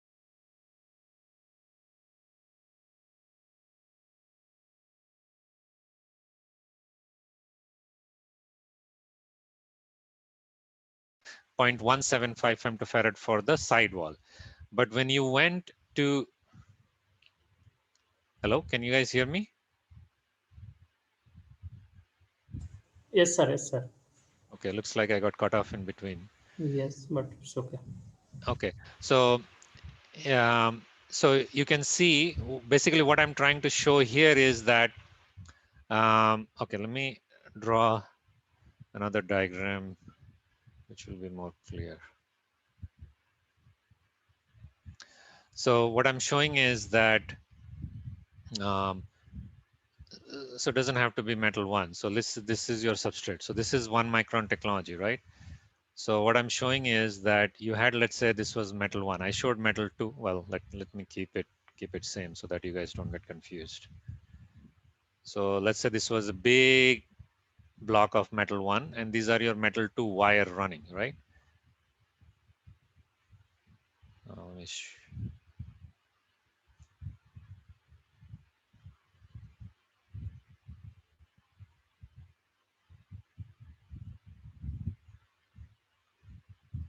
so in a 1 micron technology, this was 1 micron, this was 1 micron, and this was 1 micron. Okay. And we calculated this unit area cap, uh, cap per unit area, this unit area cap to be 35, approximately 35 attofarad per micrometer square. And this one, because your height is only 0.5, which is half of what we calculated here, this is about 17 attofarad per micrometer square, right? Whereas you go, what I'm showing you is that now you go to a newer technology, let's say 0.1 micron technology, and I'll show that in blue now. What I'm trying to show is that this separation actually still remains the same, because you want to isolate it as much as possible, right? So this is still 1 micron, which means the unit area capacitance is still about 35 attofarad per micrometer square. But now this metal is very close. It's only 0.1 now. Because of that, this is now 10 times worse. So now it's 170 attofarad per micrometer square. Got it? Just like in resistance, right? So in 1 micron resistance, it was 10 micron long, 1 micron wide. The same wire in 0.1 is 10 micron long, but now it can be as thin as 0.1. So the resistance was 10 times. So resistance increase. Now you want to utilize this because you want to cram in as much as you possible. But when you're doing that, you're increasing the delays because of these routing resistances and capacitance. Okay, that makes sense.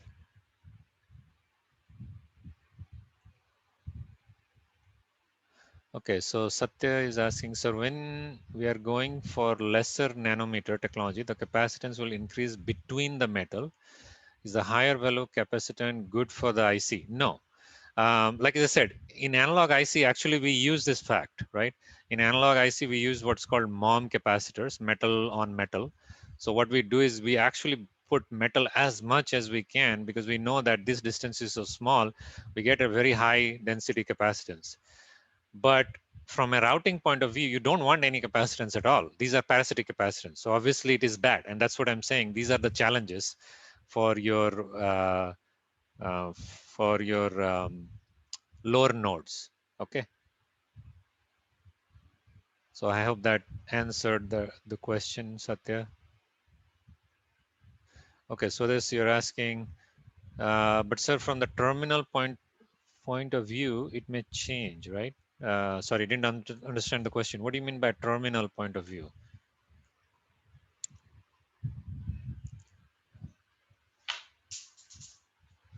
Can you unmute and explain?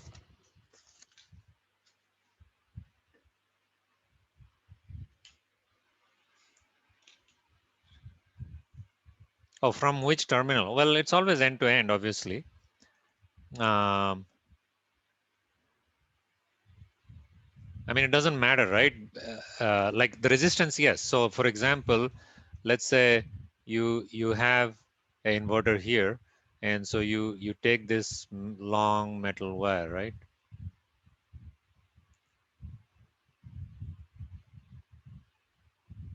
And this is your input to your second inverter, basically. And let's say you have another wire right next to it. So you have this wire right next to it, going along. And let's say this might be just ground or another wire or whatever it is, right? So essentially you now have this long resistance, and this capacitance is huge now because of the lower, and that capacitance you can show it as capacitance to ground if this is ground.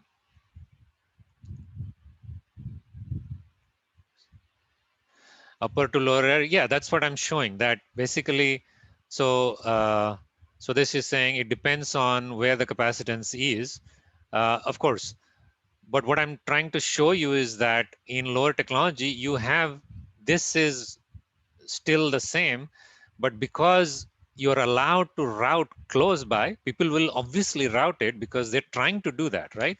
Your whole idea of going to a lower nanometer is you want to cram more things. If you want to cram more things, you want to put side by side as much as possible. But once you put side by side, your capacitance increases, right? Did that make sense, Swadesh?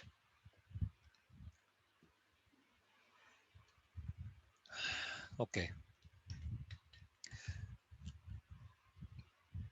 All right, let's do an kind of a long exercise, not a long exercise, but it'll tie in a lot of things. And yesterday some people were asking, I don't know what they mean by uh, post parasitic. Let me add another page here.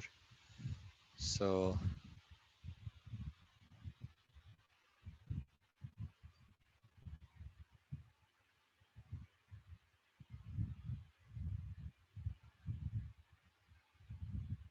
again, do this exercise right now, because it'll help you understand it better. So what we are going to do is okay,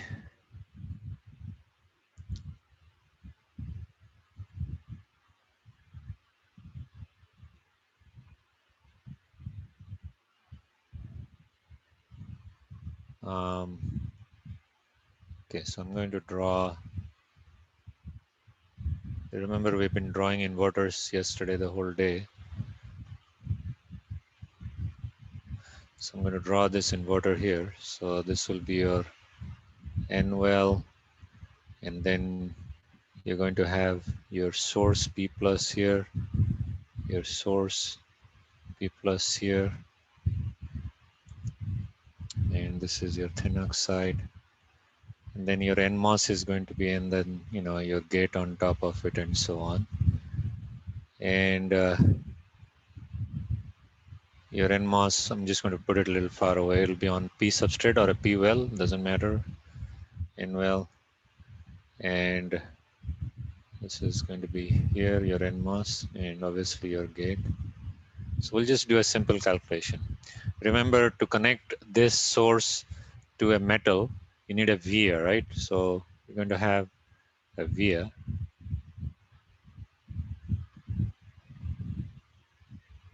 So this is your via. and then you are going to have metal 1.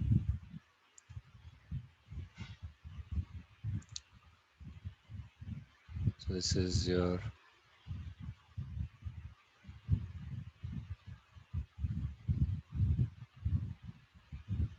metal 1. This is your via. Okay, so let's take an technology 0.113, which is, we'll just call it evenly, just 0.1 micron technology. And I'll give you some. So this is aluminum. This is tungsten. Okay, and the cross section area. So this cross section area for this is 0.1 by 0.1 micrometer, obviously. This height is 2 micrometer, because like I said, the separation between field oxide is about 1 to point, but from metal 1 to all the way to the source could be as high as 2 microns. So we'll take this as 2 micron. And then this Y, the width here is 0.1 micrometer. This length is, I'm just going to exaggerate it and make it 10 micrometer long, right? So what I want you to do is, and we're going to, I'll just tell you, there is another aluminum wire which is going side of this for 10 micrometer. Okay. So what I want you to do now is find this sidewall cap, the total cap, and this resistance, so R contact. So this will be the same R contact, and this resistance of the R wire. Okay. And so let's give you some numbers which you have already calculated. So sheet row for aluminum, what did we calculate? Do you guys remember?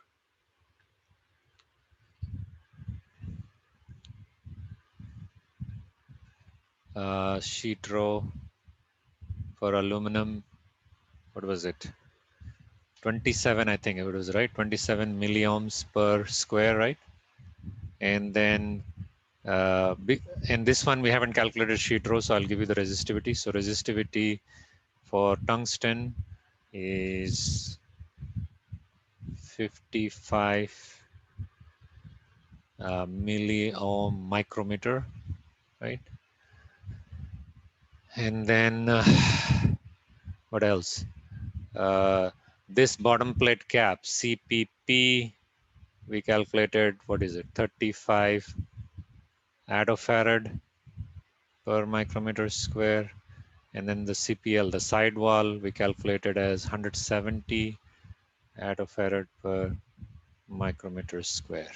Okay, so now calculate the total resistance from this source of this transistor to this source, and all the capacitance from that node. So assume that that side wall is also a ground. So basically calculate the capacitance as well. 54 milliohms per square.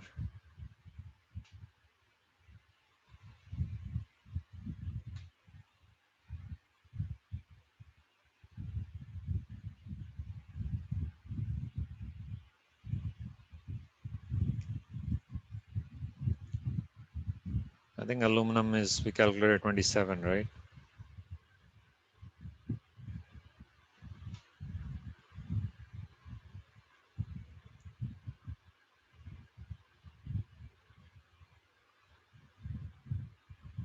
Oh yes, actually, because it was 0.5, thickness was 0.5. Yeah, let me change that. So this is, we'll call it 55.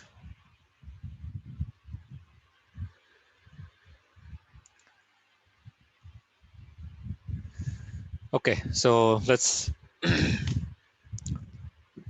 I'll give you guys a few minutes. So work on this problem. And like I said, okay, any questions before I let you go try to solve it? Anyone has questions on these problems? Do this problem, like I said, it'll give you a very clear idea on, your entire questions about what parasitic is. And Okay, so what is the final question? The final question is essentially you're going to calculate the total resistance from, let me show you here.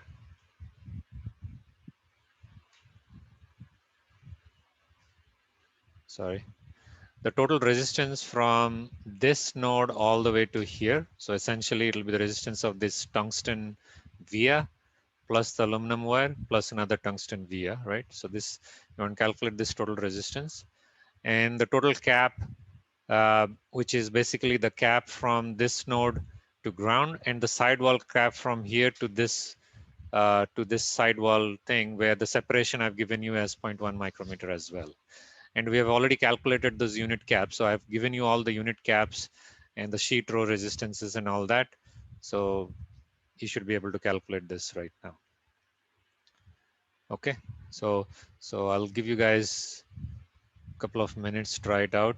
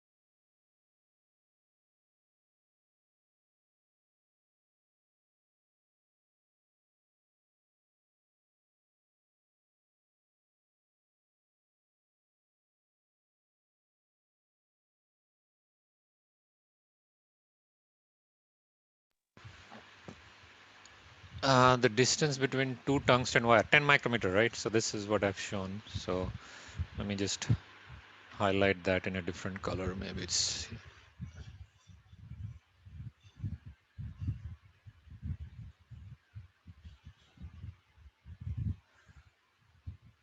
So this tungsten height is 2 micrometer. Sorry, change the color. So the tungsten height is 2 micrometer, and the surface area of the tungsten is, that's the via. Remember when we did the layout, it's 0.1 micron by 0.1, and then this distance is 10 micrometer. Yeah, it's just the length of the. So if I do the layout, if I show you the layout of the just the wire, it's going to look like this, right?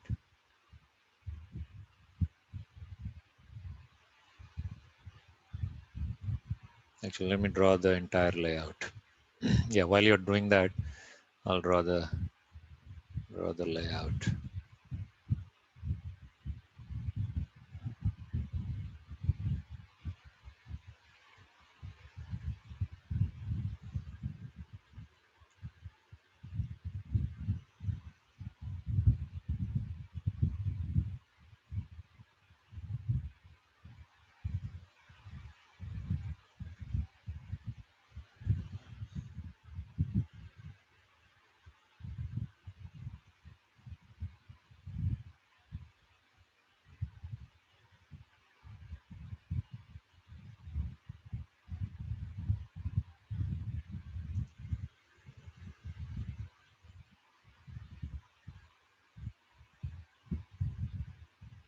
So that's the tungsten plug.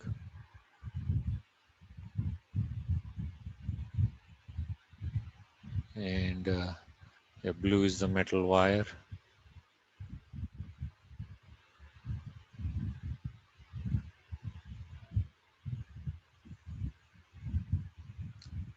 So this length is 10 micrometer. This width is 0.1 micrometer. Well, I should have given you a little larger width because I'm saying that this is 0.1 micrometer by 0.1. So it's a square of 0.1 micrometer. Okay. So essentially what I've done here is if I take a cross section here, then that's what I've drawn here. Okay, so basically I'm asking you to find out the resistance between this source. So this is a source of your PMOS, this is the source of your NMOS, and the drains are similarly connected to, it's connected to ground here. Let's say this is connected to VDD here. So if this was inverter, that's basically your output of your inverter. Okay, clear?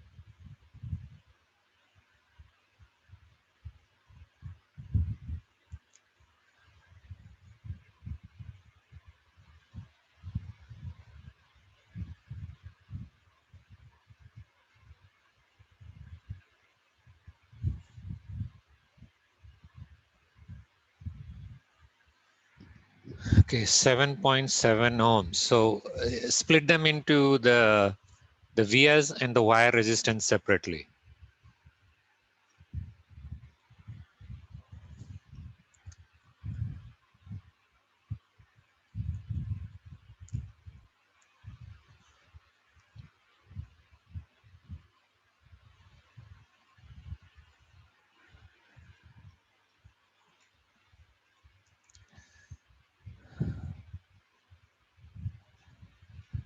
So 1.5, 1.1, 5.5, 1.1. Okay. Who else? Who else is done? Okay. And then find the capacitance as well.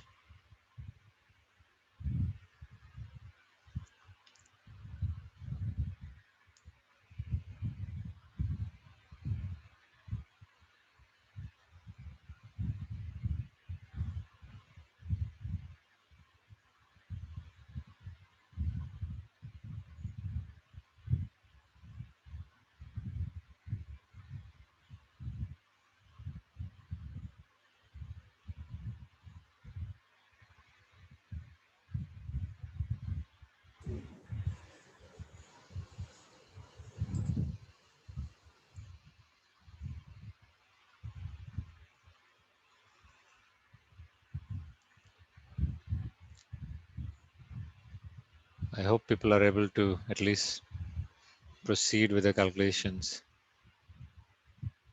Okay, just one answer. How about the rest of you? Are you guys able to calculate, or you stuck somewhere?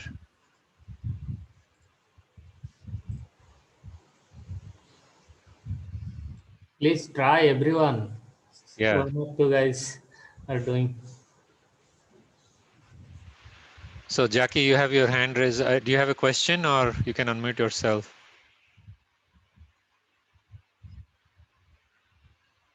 And V Kumari Nilima, I think you've also raised your hand. Do you have a question?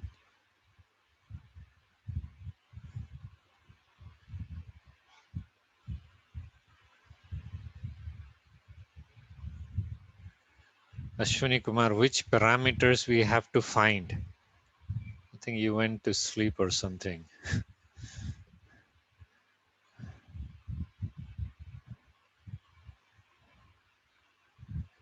Okay, Abhinav. All right, I'll just clear it.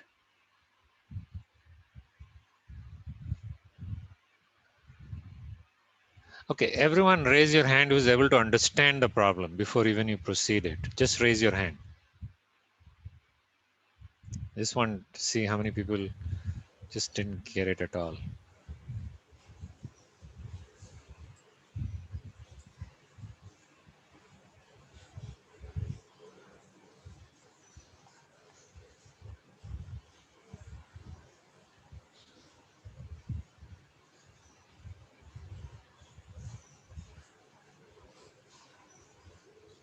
Okay.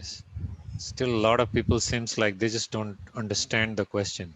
See, you guys have to ask me specific questions. Otherwise, there is no way I'll know what your doubts are, right?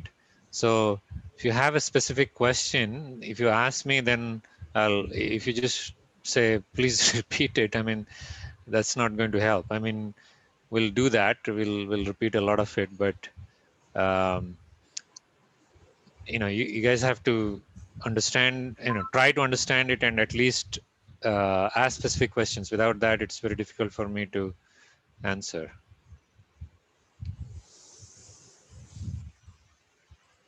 Okay. Abhinav, what's your unit? Are the femtofarads, attofarads?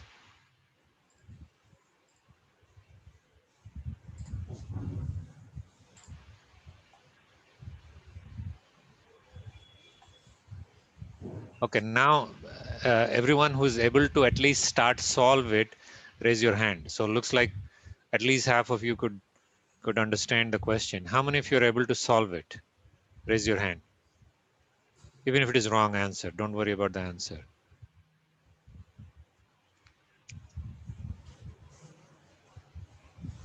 So Abhinav, it cannot be attofarad per micrometer because I'm asking you to find out the total cap. So it's either attofarad, femtofarad, picofarad, farad, or whatever it is, right? Okay. So Only. of like 30 people who understood the question, only 2 are able to solve it. Why is that? I think Abhinav is also.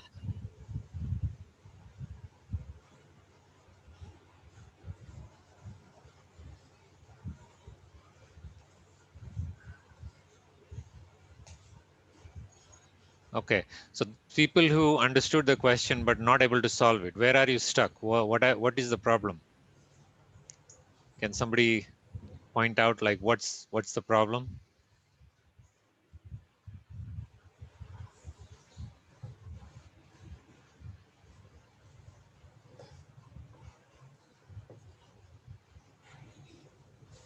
Complete silence.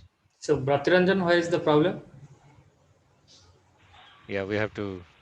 So all those people who understood the question, raise your hand again. Don't worry. I mean, I think now there's going to be only 2 hands.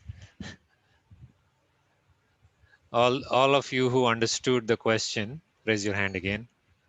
I think there were like 20 or 30 hands raised. Okay, yeah, let's start with Bratiranjan. So you said you understood the question but not able to solve it. So where are you stuck?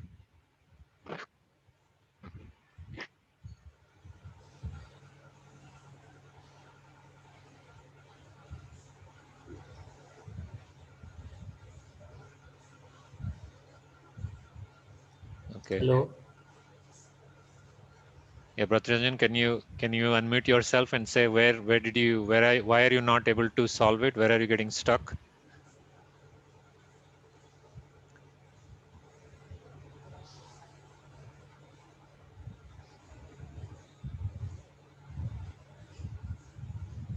Okay, looks like he doesn't want to unmute. How about Vijayalakshmi? How about you? So you're able to understand the problem but not able to solve. Where are you getting stuck? See, if you guys tell me where you're getting stuck, then that way I can kind of start explaining it in that way, right? It's very hard otherwise.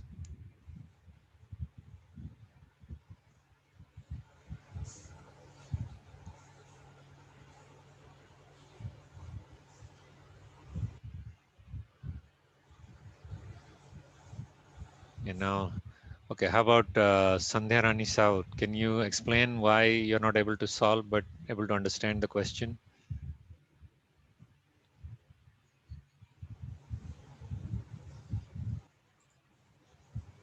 Are you guys able to unmute yourself or not? Yeah, Oh, you can unmute. okay. Sorry, Bratranjan, I didn't see your message. Can you raise your hand again, Bratranjan?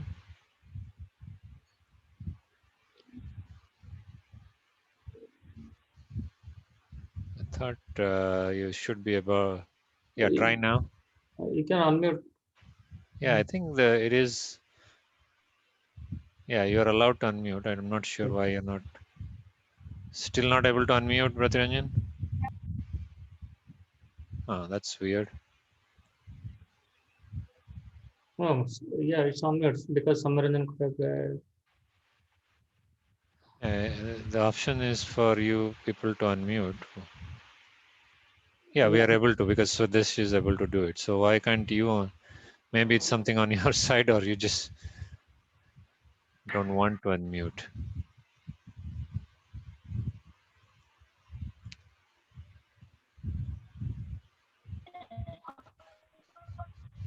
Okay, Bratranjan, Hello. can you unmute? Hello? Yes, go ahead, Sanirani. Yes, sir. I can't calculate the capacitance between the tungsten contact and between the aluminum No. So, contact. There is okay. any gap. No. So you don't need to because it's so you cannot have a capacitance between the tungsten and aluminum because they're short, right? It is connected. There So you is no don't. gap. Oh, Yeah. So there is no capacitance between tungsten and aluminum. I just ask you to calculate between aluminum and to the substrate, okay, which is you consider it as another metal plate, okay. okay, sir. So you just calculate between. So I guess you are thinking a little bit advanced.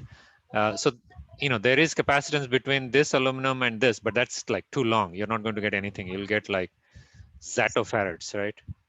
Uh, I'm not able to listen to you properly. Santanu, you can hear me fine, right? Yes, sir. Yeah. So Bratin is probably on your side. I think you must have like a low connection or something. Just check your connection. Yeah. So the capacitance you want to find is okay, maybe. Okay. Let me redraw and try to solve it. Maybe it'll explain it again. So what I'm showing is. Um,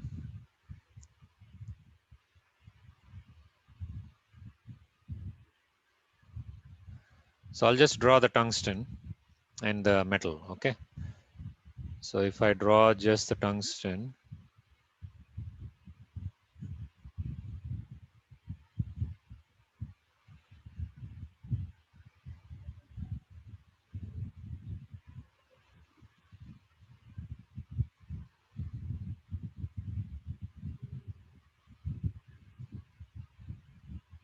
right? So you have this N plus here or the P plus here, let's say. And then you have the metal. Let me draw this in blue so that it matches the layout.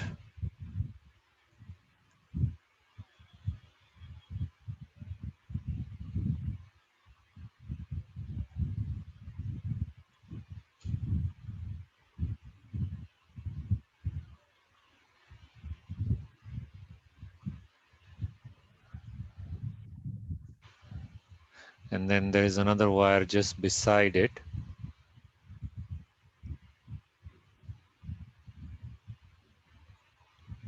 Which if I draw it here, I'll draw like this in the layout, right? And this separation I'm saying is 0.1 micrometer as well, okay? And so there is another wire running right next to it. And then you have another tungsten via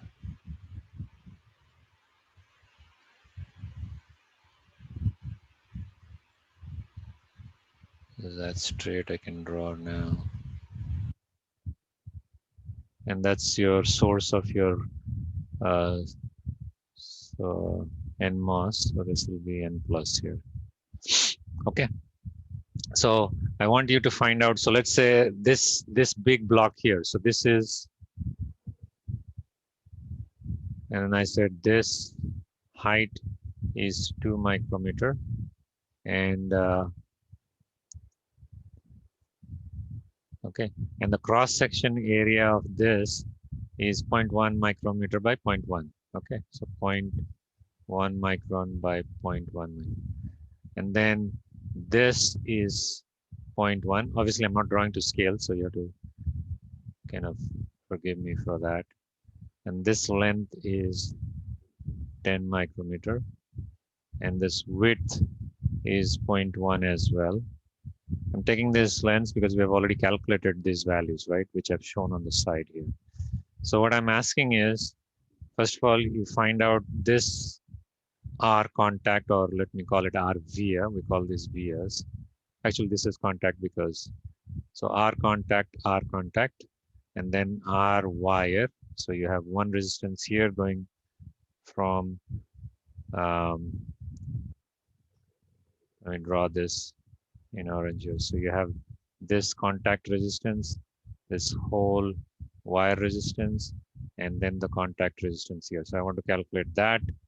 And then I want to calculate the bottom plate cap of this to the substrate, which you can assume that that's the metal plate. So this is what I called CPP.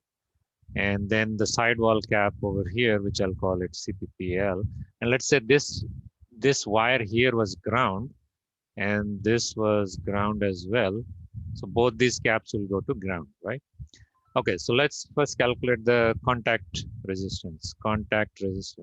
So here you can apply the formula directly. So your resistivity divided by the height, right? And the height is 0.1 micrometer. Okay, it might confuse you a little bit. So let me draw the via. So this via, if I draw it the way I was calculating it, it is going to look like this, right?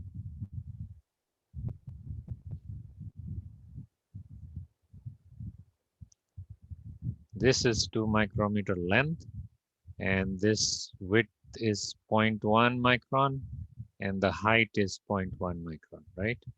And I'm trying to find out the resistance between these 2 points. So R contact then is a rho of the tungsten divided by this height here, right? Which is 0.1 micron. So I'm just, because I have written my units in micrometers, so I'll just keep everything in. So that way they just cancel easily. And then L over W, L is 2 micrometer, and this is 0.1 micrometer, right? So if I plug in the values, so this is 550 milliohm micrometer times 2 divided by 0.01. So that's roughly what? I'll just approximate this. So it's 110, right? So this is 110 times 100 is 10,000 milliohms, or roughly 10 ohms, correct? So each contact is 10 ohms. And what about the R wire? So this is R contact. Yeah, 11 ohms. So roughly 11 ohms. So roughly 11 ohms, right? And then what about the R wire? R wire, I have already found out the sheet row, right? So this is 55 milliohms per square. And how many squares do I have?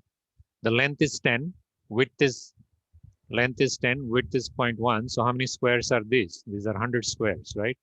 So R wire is then 55 milliohms times 100 is 5,500 milliohms, or is equal to 5.5 ohms, right? So that's your R wire. Now let's go to the capacitance. So capacitance is CPP is, what's your unit capacitance? 35 attofarad per micrometer square times how many micrometers square? 10 times 0.1, which is 1 micrometer square. So this is just 35 attofarad. What about the sidewall cap? CPL is, we calculated it as 170 attofarad per micron, right? Not micrometer square, because the height is fixed. So I'm just going to calculate per length, and this is 10 times.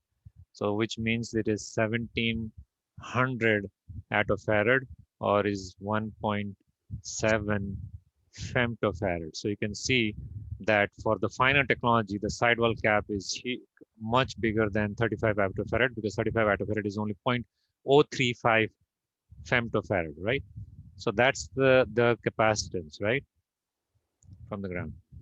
Okay, now what I'm going to do is, so yesterday somebody asked about, oh, I don't understand what this post layout stuff is. So let me draw the inverter.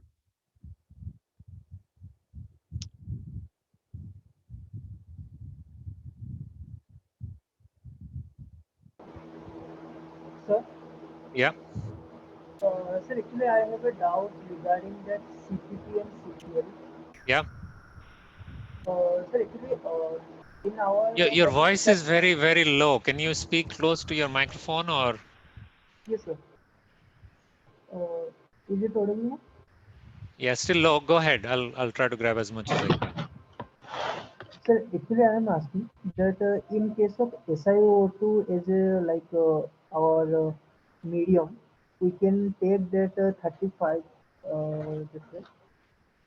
Sorry, Yes, say that to again. For SiO2, what? for SiO2 is our medium. We can Yeah. take that 35.4 octofarad per micrometer square, right? Yeah, that's what we calculated. Yeah. Yeah. So we can proceed like our calculation with that or CPL is compulsory. I didn't follow. What do you mean? Sir, I am asking that can we proceed from that CPP value or we have to calculate that CPL, then only we can proceed to this. Which calculation are you talking about? The capacitance between these two side wires. Yeah, the CPL. So what about it? Sir, actually, I am asking that what is the difference between CPP and CPL in this case actually? Well, there are two different caps, right? So one is the electric field between the bottom plate to the ground, to the substrate, let's say. Oh, by the way, I just realized that this calculation was done for 1 micrometer. So this will be actually half. This should be actually almost, what is it? What it would be? Yeah, almost 17 attofarad per micrometer square. So, but it is small anyway, it doesn't matter.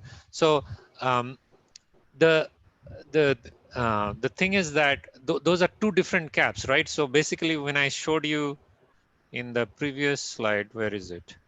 Yeah, here. Sir, actually, these two capacitance actually basically it depends on the either area or the distance between these two metal plates. So I Both, don't right? think If your distance decreases, your capacitance equation is what? it, A times epsilon over D. If your area yes, sir. increases, capacitance increases. If your distance decreases, your capacitance increases.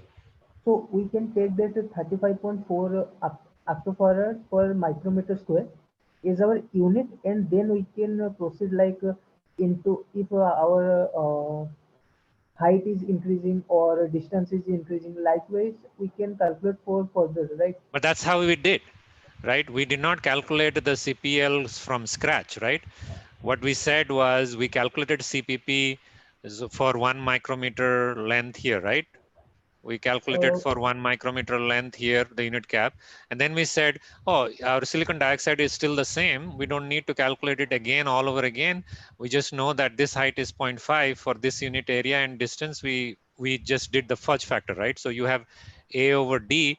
We just did the A over D fudge factor to calculate that 170 or 17 or whatever it is, right? but like I can calculate like 35.4 octofarad multiplied by 0.1 into 10 divided by 0.1. So it is giving me like 350 octofarad. It's giving you what? 350 octofarad. Which one is giving you 350 attofarad? The capacitance across the side wires. Let me see, 1 second.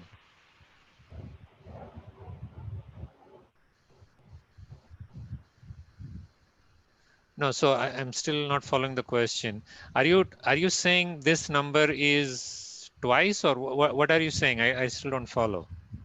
No, sir. Actually, I am asking that whether we can take CPP from the we can start calculating from CPP or we have to calculate it from CPL only. So the distance is different, right? CPP was calculated with a distance of 1 micron, right? Yes, sir. CPL is 0.1.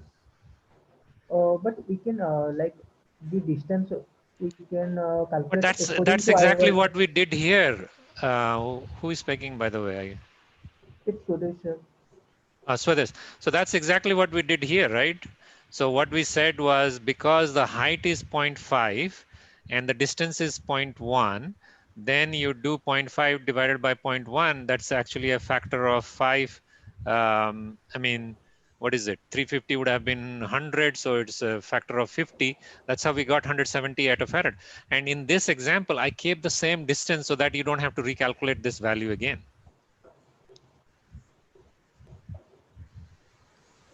Is that make sense or not? See, when we calculated this, we did not go ahead and calculate all over again, right? We just took this CPP and we said this is times 10 by divided by 2 because my height of the wire is only 0.5. It is not 1 micrometer thick. It is 0.5 micrometer thick. So that's how we calculate it. And then here I just took this actually the unit is should not be micrometer square but micron, right? Because the height is fixed. So I'm just saying per micron what attofarad I'm going to get, and it is 170 attofarad per micrometer. And then here it is 10 micrometers, so I multiplied 10 and I got 1700 attofarad, which is 1.7 femtofarad. Is that I think I'm still not getting your question. Did that make sense or? I think I will look at it afterwards. Yeah, just think about it and we can take it Yeah. offline if you have any issues. But so Okay. let's assume these numbers are right. I might have made a mistake, but let's assume that these numbers are right. So basically what I want to now show you is that you remember that we were showing you the inverters, right? Yesterday, and some of you are asking, what's the difference between the post layout and the simulation I'm doing? So when you're doing the simulation, before you do the layout, this model assumes that this transistor here are in isolation and you are doing these connections with 0 ohm wires and 0 capacitance, right? And now after we did this calculation, and if you did post layout, if you did the post layout, okay, this is how your resultant circuit is going to look like. Well, there are different ways. I'll just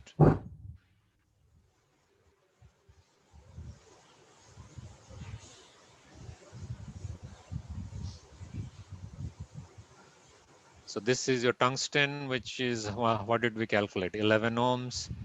And what I did was the wire, I split them into two pieces. So this will be like 2.75 ohms or whatever, 2.75, 2.75. and this is roughly 1.7 femtofarad. So this is how your post layout. Obviously, there will be resistances here, capacitance here, and so on, right? All these will be resistances also. These will be. So this is just to show you an appreciation how much resistance you have added just with a small wire, right? So you have added a resistance of, sorry, this is 11. So 11 plus 11, 22 plus 5, almost 26 ohms, which is a lot. 1.75 sounds small, but once you start wiring this, then you start accumulating hundreds of femtofarads, and then suddenly your speed drops, right? So that's where, when I was showing you the VLSI design flow, and I said, oh, you did timing without the layout, they did estimation. Once you do the layout and put all these values, now your timings are all off, right? I mean, could be off. Most of the time they are off. Okay, so that's the kind of appreciation I want you to get from this, like, how much. And like yesterday people were saying, oh, tungsten is high resistive. Like you could see the tungsten itself is about 11 ohms, which is huge. That's almost double of a wire of 10 micrometer long. So having vias, so that's why in the layout, when you're putting vias, you want to put as many vias as possible, because they're very resistive in nature, and they'll slow down your circuit, or reduce your bandwidth, and so on. Okay, did this make sense to you also? I'm just doing now, I'm doing from the layout, I'm calculating the parasitic resistances and capacitance, showing you how you're going to do the calculation. So based on theory we did, we're just showing you how to do the where does it all fit basically. And yeah, so these calculations, I mean, initially it might be uh, making you confused, but you just have to give calculations. So go back to all the text materials we've given you. Just remind me to post the other 3 books as well. There are a ton of examples there. You just have to work it out, right? Once you start working it out, you'll get a better feel of these numbers and get acquainted with these numbers. And now what I want to show it to you is uh, let's show a data sheet of one technology and see if uh, these numbers we calculated are in the ballpark. Sir, if timing, okay, there's a question from Abhinav. Sir, if timing doesn't match after post layout, then how do we correct the timing? So do we do layout again to improve caps and resistances and resistance? Yeah, great question, Abhinav. So depends on the flow. So for example, like as I said, I don't do a whole lot of semi-custom digital design. So in analog, for example, everything is full custom, right? You've done by hand. So there, when we do the layout and do the post layout extraction, so let's say I'm designing a op amp, right? And I do the op amp, and I do the stability analysis, and after the post layout, it comes back and I found it is unstable. The first challenge is I need to track it back, right? It's not as easy as saying that, oh, it's over here, because a lot of times the annotation is not clear. It's all spread all over. First, my first problem is to track it back and see, okay, which part of the node actually accumulated so much capacitance or resistance that this thing is unstable now. Once I track it, yes, I can. There are a couple of ways. It depends on the design and all that. So in the op amp example, for example, if I find that it is unstable, typically I have some what called compensating cap. And usually when I design, I'll make sure in the layout, there are options to add and remove caps without having to do the re-layout entirely. And this comes from experience. Once you've got burned by, few times, you'll realize, oh, I want to have extra caps here, extra MOS caps here, and so on. So you do that so fix it. And if you don't have, and the only way to is improve the layout, or you might find that, oh, you just did a stupid mistake where you just put one via and it accumulated all this resistance, so you go in and change that resistances. So this is in full custom.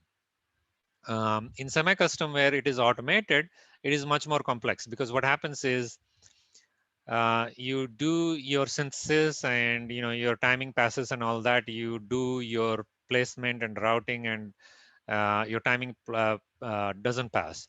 Then you have to go back and you have to figure out, um, do you want to do the process all over again, or you do what's called a ECO, engineering something something. I forget what the digital guys call it. It's called a ECO.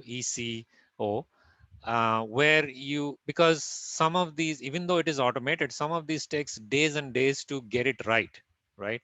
They have to do post place and route synthesis and all that. And if doesn't meet the timing, it could be days worth of, or sometimes even months, like a Pentium chip could be months.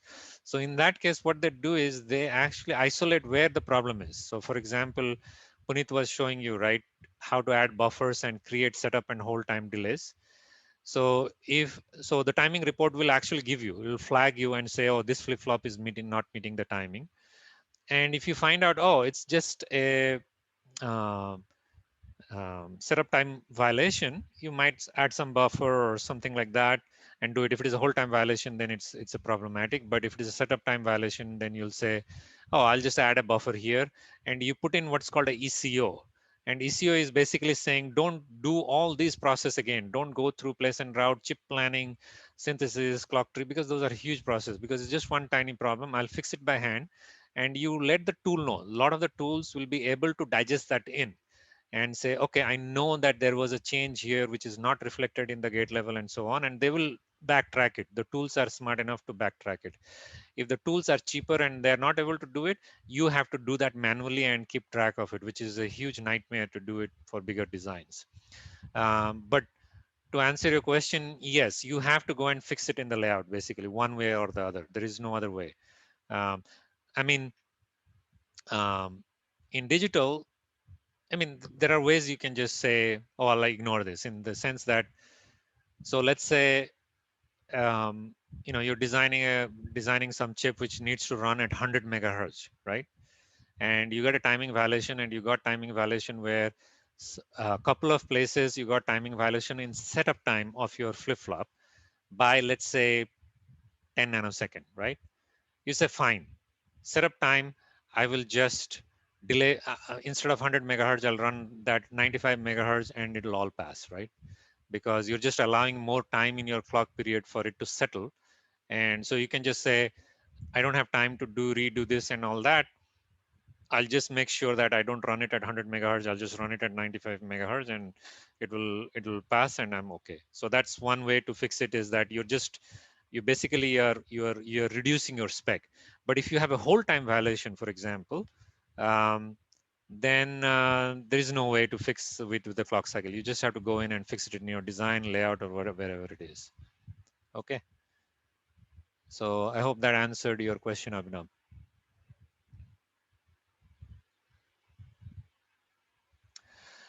Okay, great. So any questions on the passive R and C's, what we have calculated so far? So maybe I'll just quickly uh, browse through this.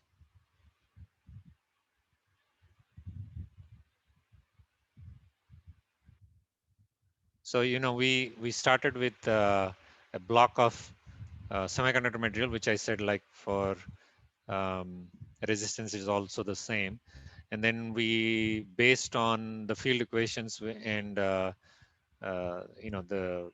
mobility and the resistivity, we came up with this equation where we said the resistance is the sheet row or the sheet charge divided times the L over W. So directly proportional to L, inversely to W. So every resistance is like that. And we calculated for aluminum wire, and we kind of got a approximate number for aluminum wires, which is about 50 milliohms for square. Um, and when we thinned that wire, we saw the resistance become 10x, because it's L over W. If your L over W goes up by 10, obviously your wire resistance goes up by 10. And then we did this capacitance derivation, obviously, which everyone knows, and I showed you kind of intuitively how putting a dielectric between two plates of a capacitor increases your capacitance value. And then we took a real problem where, like, in a 0.1 micron technology and 1 micron technology, how the wires are separated between the bottom and the side plates. And we kind of did some quick calculation, and we saw that for the 1 micron technology, the bottom and sides are pretty much the same, and they're pretty small. But then once we went to to a technology where it's finer technology. So there um, your wires are very close together. Your separations are still far enough, but they are close enough. So then what happens is this cap, the sidewall cap, becomes a significant number. Okay, and then we did one where we took that inverter and put a via aluminum and calculated all the resistance and capacitance, and we saw how much parasitic resistance and capacitance it adds just to a simple inverter, just to give you an idea. And just the fact that contacts are, because they're in tungsten and the cross section area is so small, each via is pretty high resistance. 11 ohms in IC design is very, very high resistance, and 5.5 also. Okay, so any questions so far?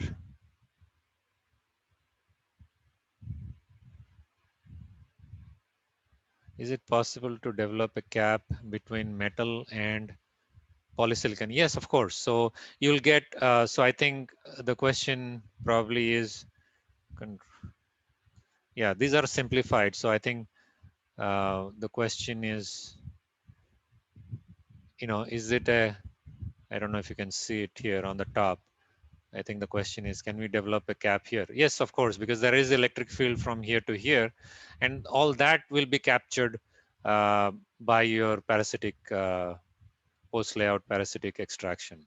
So it'll extract everything. Obviously, I've shown you a very simple case, but basically wherever you have electric field, you have capacitance, right?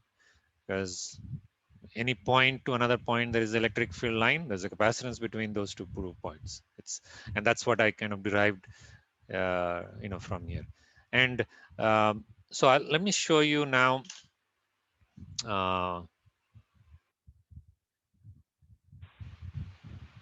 a spec sheet of a technology which we design heavily in our lab. It's a 0.18 micron technology. So the feature sizes, the minimum feature sizes are 0.18 micron, 180 nanometer. Let me see if I can grab the data sheet somewhere. Just give me a second here.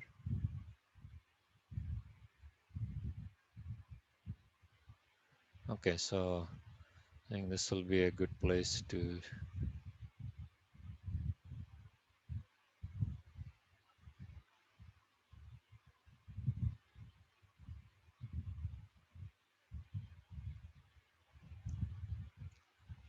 Okay, can you guys see my browser here? Oh, I have to stop the recording 1 second.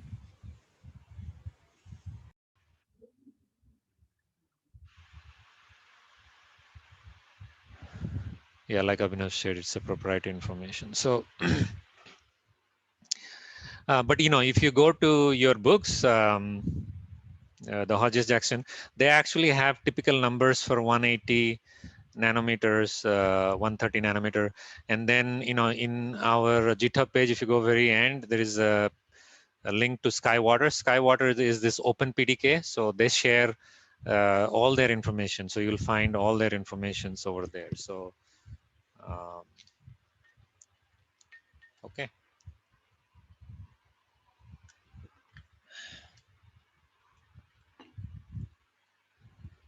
All right. So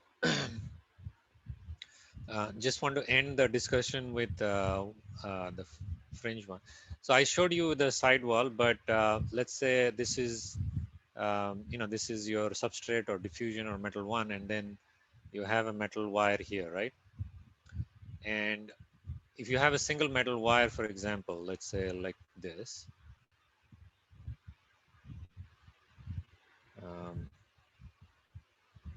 so this was called CPA, right? CPA. So let's say I'm just going to, for argument's sake, this is 1 micrometer and this is 10 micrometer long.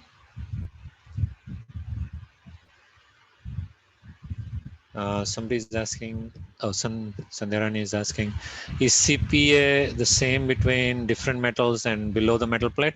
No, it could, they're almost the same. Good question. So I think what she's asking is, so this is, let's say, substrate, right? Sub, and then let's say you have another metal layer on top of it, which is metal 2. She's asking this Cpa. So this will be like Cpa M2. And this obviously will be different because the distance is different between each metal layers, but they're almost the same. And then when you get the top layer metal, it's very high. So you don't get a lot of capacitance between the very top layer metal, and that's intentionally done. And it's very thick as well. Did that answer your question, Chandrani?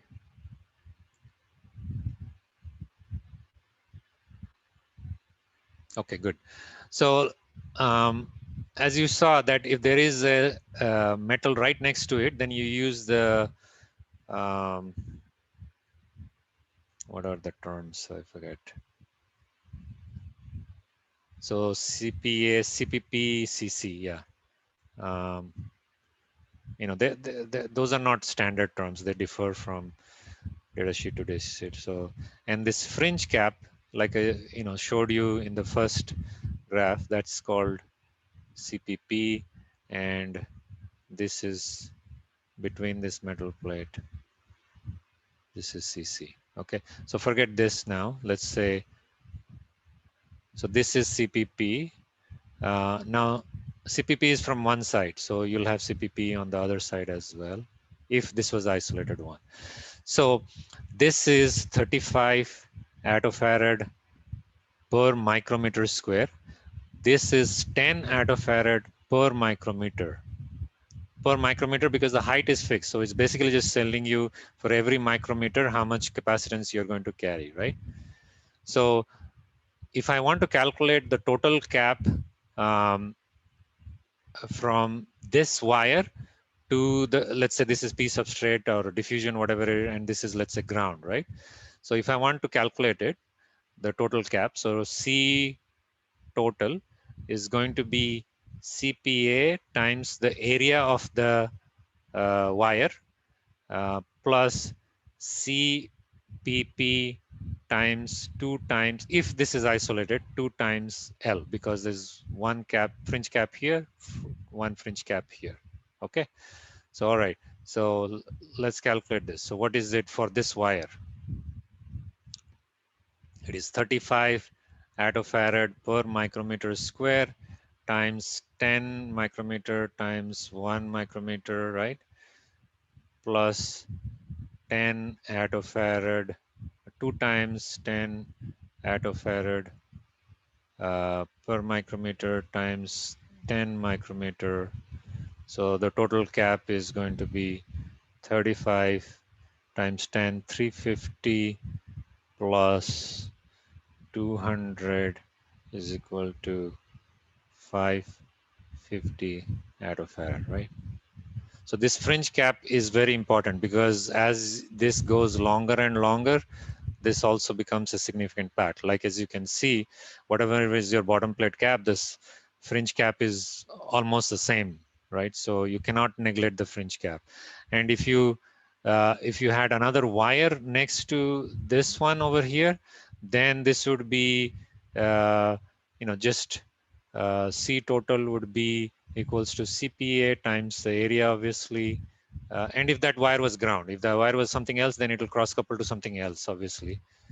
Then it will be CPP times L plus CC times L. Okay, if the entire area is considered.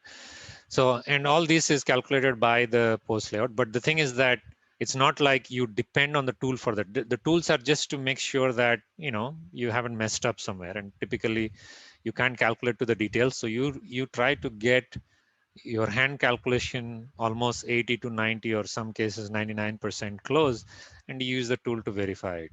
You can't just throw things and, you know, ask the tool to sort of verify it. Okay. So I think this hopefully should get you clear about what are the different capacitances, what are the different resistances, how to calculate them, how is the parasitic being calculated. And when I show you when we do the circuit theory later, which I was planning to cover today, then I'll show you, this RC calculations once start, like for example, in the previous one, this example here, for example, why did I decide to do this? Like, why did I decide to do this R and take the middle? Why didn't I like split them even into finer ones and put some cap here, put some, like take this 11 femto and put some cap here, put some cap here? Because let's say you're doing a long wire, right? It is distributed in nature, right? Like that. It's not lumped. But, so we'll talk a little bit more about how the tools do modeling, how you can do hand calculations which are pretty close to what the tools are calculating. So we'll look at open time constants and Elmore models and all that. And again, those things you got to learn it, because when you start using tools, there'll be option like, do you want to do distributed, you want to do lumped, or you want to do Elmore? And if you didn't have these things in your head, you would have no idea. You would be just like switching buttons and going crazy because you won't be able to make sense out of it. So like I said, doesn't matter which part of VLSI design you're writing DRCs or rule decks or LVS decks, or you're doing STA timing analysis, or even doing design verification. You're doing design verification and you go and tell somebody that, oh, this is actually not having functional verification. They might come back and say, oh, by the way, if I do that, the timing won't match. Most DV guys will have no idea what you're talking about, but if you know this, then you'll be at least um, understanding what's going on. Okay, any um, questions so far?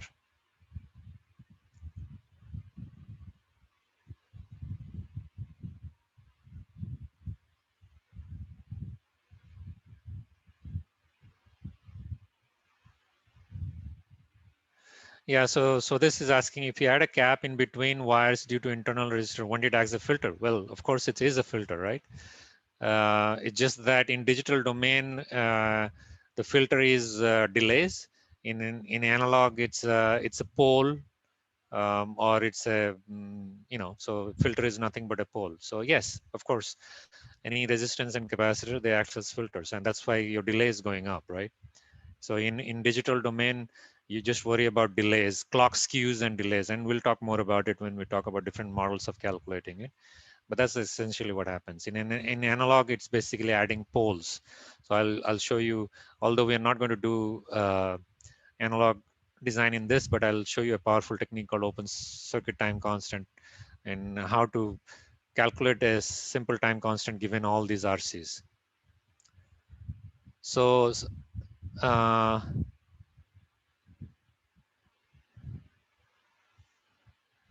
so we add those intentionally. No, of course not. We're not adding this intentionally. You are trying to route, right? You have to route. You have to connect between one device to another device. These are called parasitic R and Cs, because so they come unintentionally. They're not intention. My intention is to do this, right? I mean, my intention is to, um, sorry. My intention is this. I just want to have a device and 0 ohm resistances connecting between devices. But when I do the wirings, then I end up with all these resistance and capacitances. So they're all parasitic. That's why it's called parasitic extraction. So post layout is called parasitic extraction. Did that make sense? So this, and Abhinav is asking, sir, what is a pole? Is it related to control system pole 0? Yes, exactly. It's a pole is related to control system poles and zeros. So when you're doing analog designs, you're always dealing with poles and zeros, because everything is a feedback system. So these parasitic resistance and capacitance, they add poles and zeros to the system, and that's how they make it unstable. And if you're doing a filter, they'll change your filter frequencies. If you're doing feedback, it'll change your phase margin, gain margin in a control system. Okay, so we need to have knowledge of control system to be an analog designer. Absolutely. But the control system you need to know as an analog designer, I can actually teach you in one day. But that's the unfortunate problem, is that people do control system their entire course, and then whatever they need, they don't know. So I mean, I shouldn't say one day. I can give you a good idea about it in one day. But control system is a huge field. But yeah, if you're an analog designer, control system is absolutely uh, necessary. You can't say I'm an analog designer, but I don't want to do control system. They're just so intertwined that in analog design, everything is a feedback. A simple transistor connected, gate connected to drain is a feedback. So actually, we don't know how to use in practical. So sorry, Swadesh, I didn't understand. What do you don't know? All your subjects or this one? But that's what I'm trying to teach you, like how to use it in the practical control systems. Yes, I mean, you know, unfortunately, that is the case with every subject, right? Because all your subjects are taught by people who did BTech, MTech, PhD, and started teaching you. But what the path should have been BTech, engineer, MTech, engineer, PhD maybe, and then engineer, then teach you. Then they would teach you with all the practical world. But because they themselves don't know what's the practical world, so and unfortunately all the books are written by them, so they're ridiculously, some of them are ridiculously unpractical, impractical, I mean. um, and then and that's what I tell people, that throughout your BTech you learn about 3,500 to 4,000 concepts, different concepts, right?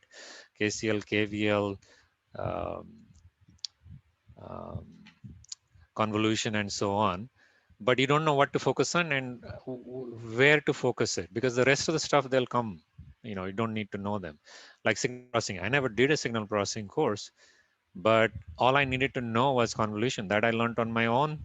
And I know people who have done DSP courses and they still don't know how to use convolution properly. So yeah, and that's you just have to get through experience, basically. So Abhinav is saying, I didn't know control system was related to analog design until today. So we have to learn control systems. Yes, definitely you have to learn control system. But like I said, control system is absolute fun. I mean, it is so exciting, so fun. I mean, every time I have to go back and learn something in control system because I'm stuck somewhere or trying to design something, I feel like I'm still on the surface. I haven't even scratched the surface, which is true. But the way they are taught are, they're just taught in a very boring manner, and that's why uh, they're just taught as like 17 different topics, right? PID, blah blah, this, and so that's the problem. But once you start designing, you design systems or any analog system, or it doesn't have to be IC, just any analog system also, and then you apply control system, and then it's just absolutely ultra cool to be learning analog control system. But yeah, control system, analog design, they're you can't separate them, they're just tied together. um,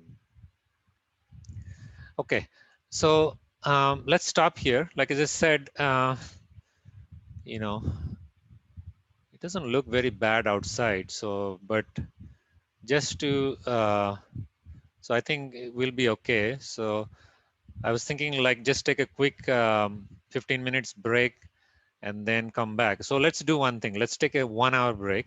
Okay, we have had a long session. Let's come back at 2. And if I should be able to continue, shouldn't be a problem, even if the storm is picking up. And then we'll see how far we go. Okay. If you're able to continue, 2-3 hours, then we'll do that.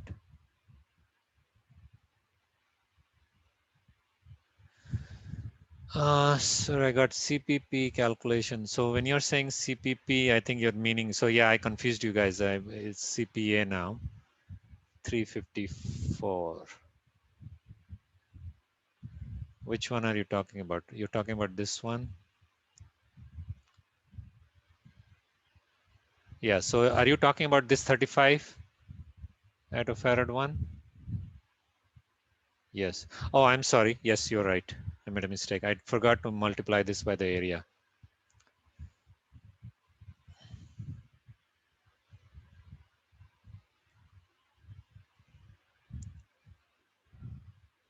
So this CPP is 35 is, so I can't erase this anymore. So this is 35 attofarad times the area, and the area is Oh no, area is 1 micrometer. So I'm sorry. So it should be 35. So how did you get 354? It is 10 micrometer times 0.1 is the thickness. So how did you get 350? Just check. It should be 35. You shouldn't get, because the area is 1 micrometer square. It's 10 times 1.1, and the capacitance per unit area is 35 attofarad per micrometer square. 1 times 1 micrometer square is 35. So that's correct. I think in the next example, I took 1 micrometer wide. So that is 10 micrometers square. So just check it. All right. So let's end it here. Any other questions? Santanu, did you want to add anything?